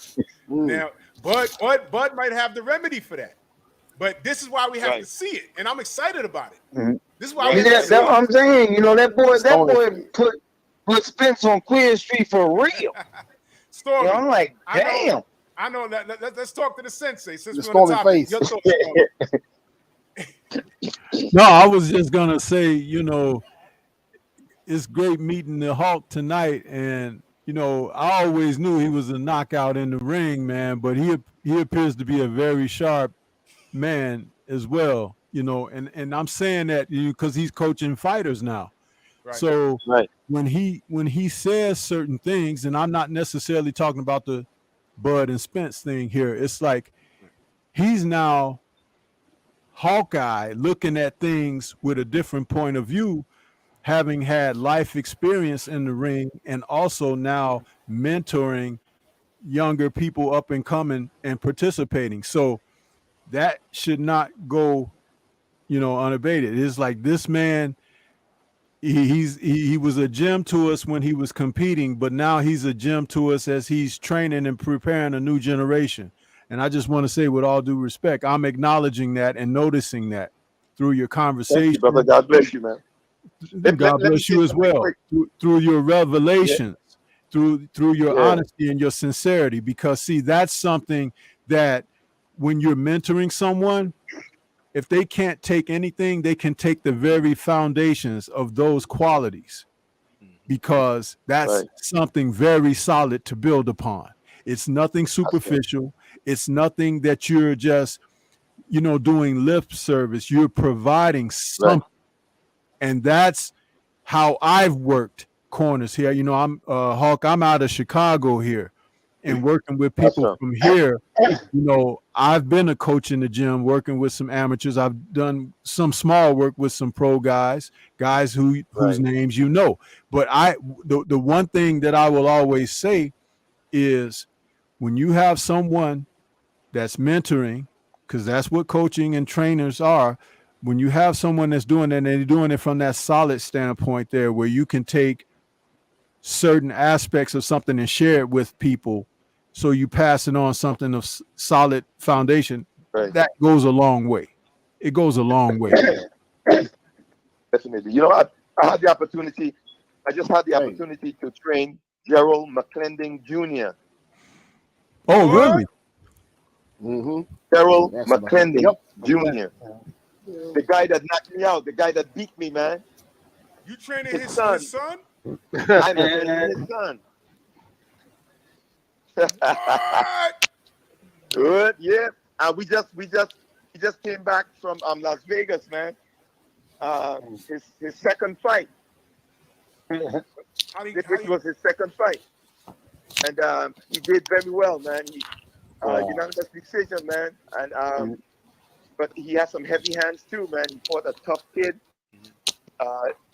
Gerald McClendon is 1-0. This kid was 1-0, and it was an opportunity. And I tell you what, I only worked with him for almost a month, man, 3 to 4 weeks. And I tell you what, I really believe this with all my heart. You know, how we came together. It has to be destiny. You know, it has to be God. You know, and his father. You know, after the injury, I was able to, you know, go to him. His sister was really having a tough time, and I was able to at least help with you know, a little finances. I prayed with this brother. You know what I'm saying? He's a good friend. We are good friends. You know, in spite of, but his sister decided that his son wants to box, and she believed that the only man she feels, okay, that will be the best trainer for him is Julian Jackson. And they got in touch with me. Wow. And I tell you what, it's amazing. My son Julius, the chef, on Instagram, we got involved and we got involved. And the next thing you know, he's coming to the Virgin Islands to train for his second fight. And it's just amazing, man. I mean, everything just started to click. Everything just started to come together. And I will be training Gerald McClendon Jr. And I'm just throwing this out now. You know what I'm saying? It's just amazing how boxing can turn. I mean, it's amazing. What's his Instagram? What's that? He has an Instagram? I think he does, but I don't really, I can't really remember it right now. I'm not, but we have connected. I speak to him a lot on the phone. You know, we will be getting ready. He'll be back again soon here in the Virgin Islands. The best place to train, to get in shape. You know what I'm saying? This kid went through, I tell you what, hell, man. And he's putting his life is getting back in order. And guess what? Boxing is a part of it. Boxing is actually bringing this young man back to a place where, okay, he can, you know, he can see, he has hope, you know. Man, he's been in prison. He's been in gangs. He's been, his life was threatened, and now his second fight, he's 2-0, and you know, the best is yet to come. You know, that's all. I'm going to say the best is yet to come. Gerald McClendon Jr., I believe it's amazing, you know, how God has just allowed me to get in touch with this young man. His father is a legend. His father, I'm still speaking to his dad. You know what I'm saying? So we have this relationship going, and we are believing that something good is going to happen. He got a lot he got a lot of positive. tattoos. Yeah. Yes. I just found him. I'm about to share his social media. Beautiful. I just found You know, him. boxing, Julie, boxing would kept me Julie, off I the got a street. question. That's all I was into, and boxing got me out of that. That's right. and got me in the gym, seriously working hard. And if you're gonna put the time in and try to become somebody in the game, you got to put a lot of time in the gym. So you ain't got time for the streets. That's right, man. That's the truth, brother. You know what? If you don't respect boxing, boxing is not going to respect you. Right. Exactly. Right. You got to respect the sport. You got to love the sport. You got to sleep, drink, man, and eat boxing, man. If you don't, you know, don't expect, okay, to make it. Don't expect that you're going to become anything. You've got to want this thing, man. Yeah, everybody told me, everybody said I wasn't gonna be nothing. I said, yeah, okay, just watch what I do. Yeah, come on, I just work hard. Julian. Yeah, I just hit you in the DM, Julian. Just to let you know, I just hit you in the DM, And I just shared Gerald's son, Junior. I just shared his in the chat. That's excellent. Awesome, man. Ant, you had a Awesome. question, Ant? Yeah. If I have a question? Julian, I got a question. Yes, sir. When you're training Gerald McClellan Jr., do you see his dad inside of him? I mean, him inside his dad. You know. Yes. Yes. There are. I think qualities that he has of his father. His punching ability is there. He has heavy hands. Oh my God! But his boxing, man, his boxing is also something that we are working on. But you know, I'm trying to bring his punching ability, you know, up to par. But his skills is amazing. And I tell you what, compare to the amateur background that he has, it's amazing. He only has 15 amateur fights. And yet, wow, this kid, his level, okay, that he's on right now, you wouldn't believe that he only has 15 amateur fights. You know, and it was like me. I only had 17 amateur fights as an amateur here in the Virgin Islands.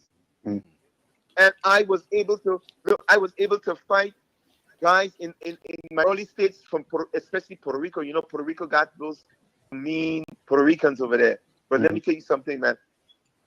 When we went to Puerto Rico, okay, we fought guys that were 4-time Golden Glove champion. Jeez. To my 17 amateur fights. You know what I'm saying? But when we got in the ring and when we stood toe to toe, they realized that, hey, this guy, man, is on our level and even better. And we were able to defeat every opponent that we faced in Puerto Rico. Okay, and I tell you what, Puerto Rico had a lot to do with my my experiences in professional boxing, starting from the early stages. You know, I had six professional fights in Puerto Rico, and that's when a lot of people started to talk about Julian Jackson, because they gave me some of the hardest fighters, and they thought they were going to walk over me. And I think there's a similar picture as well coming with this kid, Gerald McClellan, you know, Junior.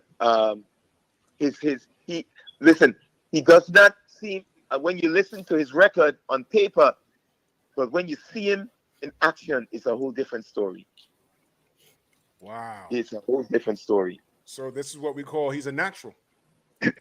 Yeah, man, he's a natural. What you call a natural? It seemed like he was born with it. Yeah, man, he seems like, and he has the heart, he has the gusto, man. This kid, he's amazing. You know, it's just amazing. I mean, he has a pedigree. You know, he's coming from a dad that can hit too, man. Yeah. Gerald I can tell you about it. Gerald was mean, man. Yeah, man, he was a tough. It's unfortunate, you know. What happened to him? Yeah, I can't watch that video. Right. I can't because it looked harmless when he took the knee. And then the referee, man, had a lot to do with that. You're right about that. The referee, man, I blame the referee. There's a lot of rabbit punches in that fight, man. Big time. Yeah, man. A lot of rabbit punches. That fight was supposed to be stopped. As a matter of fact, he was supposed to be the champion. Gerald was supposed to knock out Ben. What's his name? Nigel Ben. Nigel Ben. And they did not stop the fight. The fight was supposed to stop. Yep. First round knockout. Because he knocked Nigel, put Nigel down hard. That's right. First round He knockout. knocked him out of the ring. 3 times. And he should have stopped it, and he didn't. Then he was He was allowing, in his backyard, man. he was allowing Nigel hit him in the back of the head all through the fight. All the time. all through the fight. Yeah. And that's the result. You know, and like I said, I remember watching that, and I can't remember if it was live or the replay, but when he took the knee, you don't know what's going on. Right. And then he just laid down, and it escalated from there. And you would have never thought that it would turn into that. And I know Nigel was tore up behind that, but you know what? It was a ref's job to say, "Oh, look, this is over. What are you doing?" It was the ref, man. You know where he was training before that fight? Right. He was training with me. Really? Wow. McClendon was training with me in Miami. Hey. Wow. When he went to that fight. Wow. And then we became friends. And he said, "I'll see you when I get back." He said, "So I get back, I'm gonna go home first, and then gonna come here, and we was gonna hang out together." And I said, Right. "Cool." Wow. I never got a chance to do it. Wow. I mean, I was hurt about that. Yeah, that's He's a real good cat, man. He's a real good guy. Yeah. Man, but Hey, you know, my experience Drew, with him was amazing. question, I tell you what, I'm gonna be. I told his son, I said, you know, your dad, you know, was a tremendous puncher. He was he also could box. He had height. His height, man, he was just a big a middleweight. But there's something that was wrong. When I fought his dad, and after the fight, okay, after, you know, I got knocked out and the referee stopped the fight, we went to the dressing room, you know, I realized that something was wrong with him. He went to the hospital. He ended up being, he was the one that was actually had to go to the hospital. Why? Yeah, I something with his head. Something was going on. I was gonna say something. This is Stormy, Julian. I wanted to say this. When you guys had your first fight, and you were stopped by him in the 5th round, they did a post-fight interview with him in the ring, and he said about you, he said, "Oh man, my God," he said, "Julian, that boy hit hard." He said, "My head hurting me so bad right now, I think I could sleep for 3 weeks." Oh shit! It's on video. Yeah. No, listen to this. Yeah, it's on video. Wow, that's amazing. Yeah, wow. He said that. I tell you what, I realized that in the corner, my corner was telling me that they're looking to stop the fight. And I think the corner decided that they're going to send him out for one more round. And, I went out there feeling that I was going to knock him out. And I dropped my hand, and he caught me. Right. And stopped me. And the funny thing about it was, but no, I'm gonna say this now. Gerald, every time after weigh-in, now listen to me. I want all the fighters out there hearing me. If there's any one that is competing in any kind of sports, Gerald ate at least 12 to 10 Big Macs. What? He would eat 12 to 10 Big Macs. Why? I heard that after the fight, and they said that because of the diet that he had, the stuff that he used to love, apparently he ate a lot of those kind of fast food stuff. And it has a lot of play with your circulatory system, a lot of that grease, a lot of that oil apparently had an effect on him. That's what I heard, And hey, people always told me that you got to be careful of what you eat as athletes, When you're training, you can't eat that kind of garbage. You can't eat that kind of stuff. It can clag you up, man. It can clag up your arteries. Hey, let me. It's amazing. And let me back Julian up. Hey, Julian, this trick. Let me back you up on that. You remember Lamar Parks, right? Okay. From out of South Carolina. I spoke with him about a couple of months ago, and we were talking about Gerald McClellan. And that's why I'm trying to get him on the show. The same thing you're saying, Right. he's saying the same thing about Gerald McClellan had bad eating habits. He said people try to say James Toney had bad eating habits, which he did. He said Gerald McClellan had bad eating habits. Heard it from Lamar Parks. Oh. Yep. Wow. Oh man. So it's really true, man. As an athlete, you got to be careful of what you put in your system, in your body, because whatever you put in, you know what I'm saying, is what you're going to actually you become. If you put in junk, you know what I'm saying, junk is what is going to eventually affect you. But if you eat good, food, if you eat properly, I think, you know, it's going to actually work in your favor. Yo, salute to DJ Christ Cruz. He wants to know, Julian. He said, "How can I?" He wants to know how can he get autograph items from you personally. Autograph items. You know, get my email. Send me. You know, Okay. anything. You know, give him my email, man. That's all right. Okay. So what I can do is I could put your email in the chat so people can contact you. And DJ, he has a social media also. You can follow him on the Instagram too. I'll put I'll put that in. Could somebody put Julian Jackson's Instagram in the chat? I'd appreciate that. I'm doing multiple things. Yeah, that's yeah. This is man, you dropping some breaking news all around.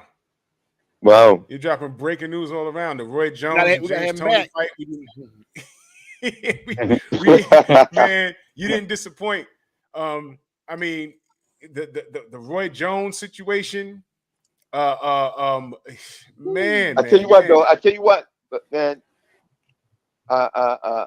Man, I sort of like, man, cried when that first, you know what I'm saying? Yeah, I can imagine. Yeah, man, that was, I really believe that would have taken me to the, you know, at least to the top of the mount, to the hill, you know. But you know, someone said in the chat that I think my brother Levon Down Gather said that's why Roy Jones left his father as far as doing business with him in boxing, because he declined to fight and he didn't know about it. Right. Yeah, that's what he said. You know, that's crazy, man. I mean, the fights we could have had, and we could have had Roy, James Toney, and Michael Nunn, the Beast as well, and John Mugabe. Oh my gosh, Mugabe. Oh man, that would have been awesome. Wow. But I appreciate your time, man. I gotta pack this up, man. God bless you, man. I appreciate you guys, man. Thank you for allowing me to be on your podcast, and it's always a pleasure, man. Thank you so much. I got your number. I'm gonna lock you in. I'm gonna text you to let you know it's me. And Julian, you got to come back, brother. You got to come back. Please. You are you are more than a treat to have on, bro. You know what I'm gonna do? I'm gonna get you back on here, and I'm gonna get Michael Nunn on here so y'all can chop it up. Awesome. Yeah, I would love that. Man, that'll be great, man. That'll be so great, man. Thank you so much, man. I'm still geeking out, man. I've seen everything you've done, man. I'm like a huge supporter of y'all, man. I'm so God bless you, man. One love, man. Thank you. We'll keep in touch, bro. One love. One love. Peace brother. to you, bro. All right now. All right, y'all. Okay, guys. Yeah. Okay, bro. Man, that was all right, Drew. Oh man, hey, salute. Drew, let me say something real quick. Drew, go ahead, bro. Go ahead. No, you go. Let me read the super chat. Africa's home in that super chat. Much love. He says, "Salute, Drew, Virgin Islands, stand up." Salute to the hardest puncher in boxing history, Julian the Hawk Jackson. Man, that man, holy cow, man. Listen, y'all. When y'all see guests on here, this brother Trick Nolte, I tell you, I don't know what I'm getting every week, but he's never disappointed. He's never disappointed. So all these super chats, I appreciate it, but pump the brakes and hit this brother's Cash App. This ain't me. It's him. I'm telling you, man. Do not be stingy with the super chats, man. I mean, with the Cash Apps, man. This brother's doing amazing work behind the scenes, man. Amazing work, man. I appreciate it. I never thought in a million years I'd be talking to Freddie Pendleton and Julian Jackson and everybody we've had on here, man. Do you understand we had Roy Jones on this show? You understand? I got Michael Nunn on freaking speed dial. I mean, and more to come. Who do we have last week? Bobby Shez, Vinny Paz. Come on, y'all. Yeah, come Bobby on, Shez y'all. last week. Yeah, come on, man. We're doing big things, man. The real supporters are here. This is about boxing. Yep. Forget everything else, man. Go ahead, Trick. You know, about the Gerald McClellan and the Nigel Benn fight, man. You ought to do a segment, man, based on that fight, man. And I can get some fighters on here that know some things about that fight. And one of the things that a lot of things that I've heard, I heard it was him and Don King over some woman. He wasn't supposed to go to England and fight Nigel Benn. But the thing that stood out the most is when they said they couldn't find Gerald McClellan's mouthpiece for about 20 minutes. And you notice the mouthpiece he had in his mouth, it looked like a big, if you looked at the mouthpiece he had in his mouth, it looked like a I don't know. I mean, I don't know what kind of mouthpiece it was, but it was he kept puffing it out. If you look the fight up, you'll see that mouthpiece he had in his mouth. That wasn't the mouthpiece he wasn't supposed to wear that mouthpiece. Yeah, basically oversized. He wasn't supposed to wear it. So that's why I've been trying to I think Star Johnson is real important. I want to get him on here, man. Star knows a lot about that fight and stuff that leading up and happened to it. So I definitely want to get Star on here, man, and we do something about call that fight and have some people come to the panel and get a insight on what they knew about it. I think that's a great idea. I think that's a great idea, man, because we in this day and age we're talking about things like safety, and that fight's over 30 years ago, man. Yeah. And again, when you watch it, for those of you that haven't seen it, I'm sure everybody has seen it.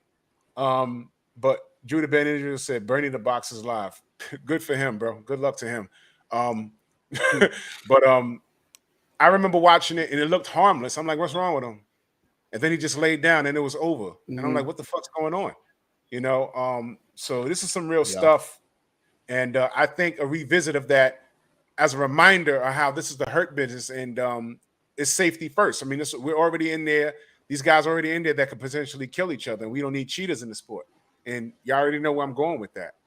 Canelo, Fury, all of these guys, Tito Trinidad with the messed up hand wraps, Clebuterol, Margarito, Margarito, all of this stuff, man. And what's sad is when it's someone's favorite fighter, whether they're the same ethnicity of them or they're just rooting for them for whatever, it's always some shit.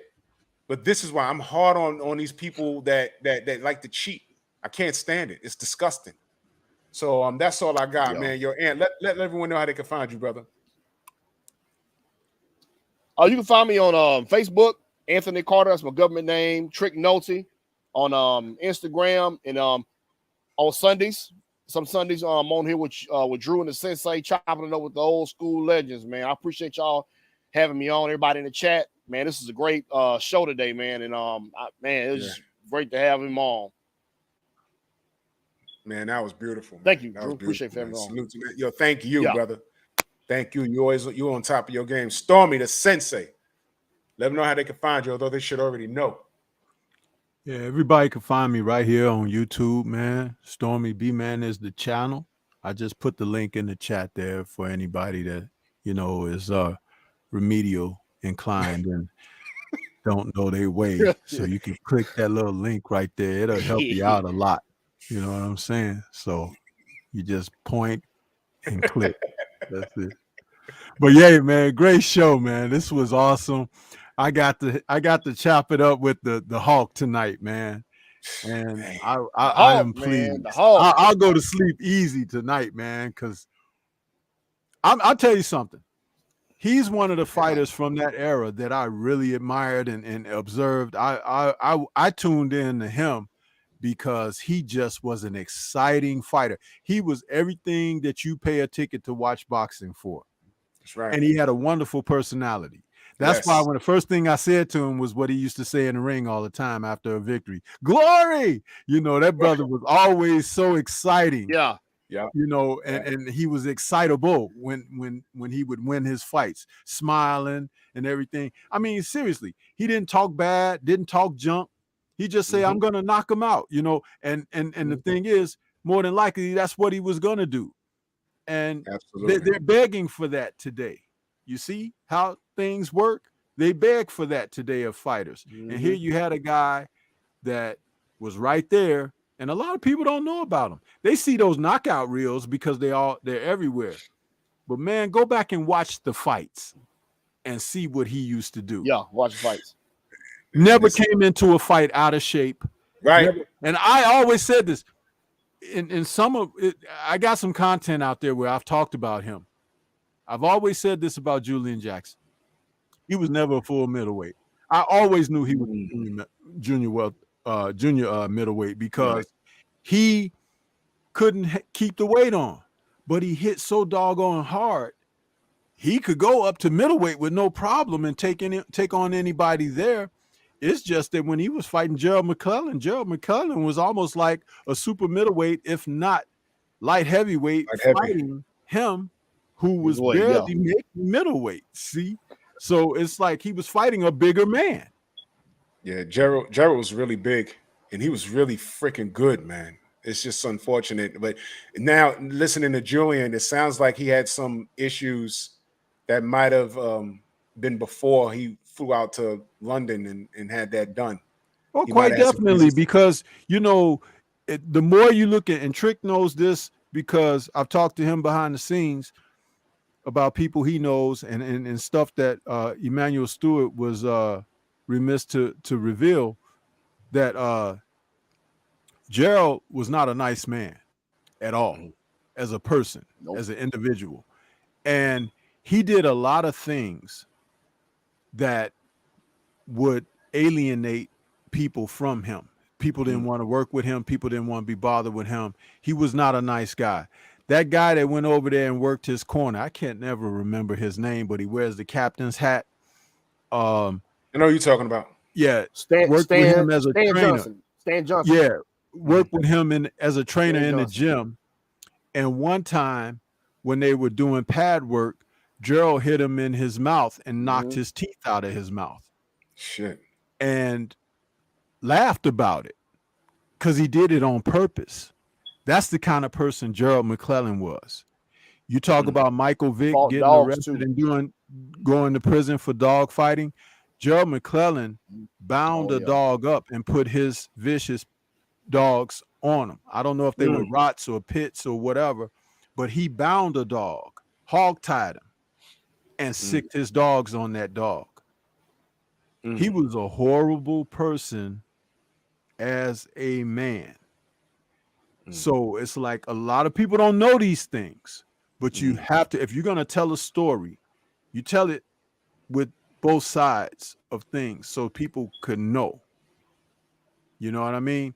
So when they talk about things, and I'm not trying to put nothing negative in the universe, but you know me, I'm all about a level playing field. Level playing field, yes. When you talk about people that didn't want to help him out financially and stuff when he ran into the problems that he ran into and everything, there are some people that have very short memories. You understand? Because lives were affected negatively. You know what I mean? So that I just want to put that out there. And we had a man on tonight who was very forthcoming and revealing, and he didn't throw nobody under the bus. Thank you. He didn't slam nobody or slander nobody, but he made a message be known out here. And that's why I say, man, you got to have that guy back. He's a wonderful person. And he's helping his son. Absolutely. He's helping his son without question, man. That's God at work, man. Whether y'all believe or not, that's God at work, man. LeBron Down Gaither said, Drew, I heard at the time he was having head problems in his head. Yeah, man. I mean, it pre-existed, man. But he dropped some gems here, man. The fights we could have had, Don King was ready to put him in the line of fire, and it wasn't his fault. And you know, Don, he would make fights. So Julian would have got him. All they had to do was sign the contract. Yep. We didn't get James Toney versus Julian Jackson, y'all. And it wasn't Don King's fault. It wasn't Don King's fault. We didn't get it. James Toney, we didn't get Roy Jones. because of Roy's dad, and we didn't get John Mugabe. And who else am I missing? Who we didn't get? Michael Nunn. Michael Nunn. I'm gonna call Mike, man. When I have him back, I'm gonna have Michael Nunn and Julian on here, man. That's gonna be so much fun, man. That's gonna be so much fun. You know what I'm saying? And yo, man, salute to y'all, man. Much love and appreciation. Yo, Trick, thank you so much, brother. Y'all make sure y'all hit up his Cash App, man. No This problem, brother, man. He makes these Sunday shows, man. This is brilliant, man. This is brilliant stuff. I gotta run. I got some stuff to do. I'm gonna do some more push-ups because I'm mad about that news, man. We didn't get James Toney versus Mike. Man, you Jackson. I'm pissed. I'm so do the pissed. push-ups, man. Well, you had me rolling, man. You had me rolling. I can't believe this, man. This is good, ridiculous, man. But this is a fun show. I think the fight party's on right now, right? Fight party's on. Black is on. they're Ladies. All right. they're on. Let's all head over there, man. You already know what it is, and I'll be back in the morning because we got work to do. Y'all want to see what I'm talking about tomorrow? Let me get on my champ side. Press 1 if you want to see what type of time I'm on tomorrow morning. Press 1 in the chat. Let me see something real quick. Salute the champ side. He was cooking today. Press 1 in the chat if you want to see what type of time I'm on tomorrow. Let me see something real quick. Because I'm on one. Press 1. I'm on one. Y'all want to see? All right. Bam.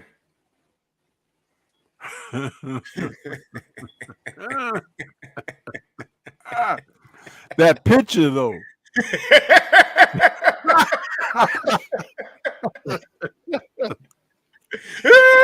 he looked like one of his own victims on there. Was getting booed, man. Was getting booed by his own Booed on the people, way man. out. Cinco de Mayo. Cinco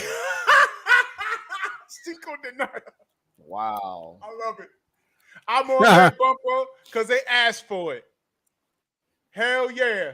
Y'all make sure y'all subscribe to the Painful Excellence podcast. I'm on the grind. I'm going to be going live starting Tuesday, Wednesday, and Thursday. I'm going to be going live at a different time because I got to go to work early those 3 days. So I won't be on at 9:30 a.m.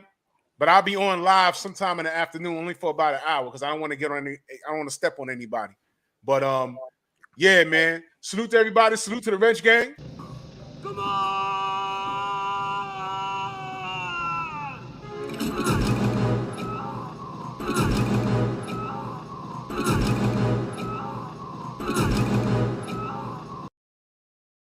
Shout out my stalkers. Why are you gay? Who says I'm gay? You are gay.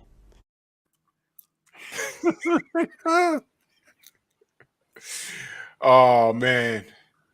And let me salute the monkeys real quick. Hey Mike, what you got on it? Monkey!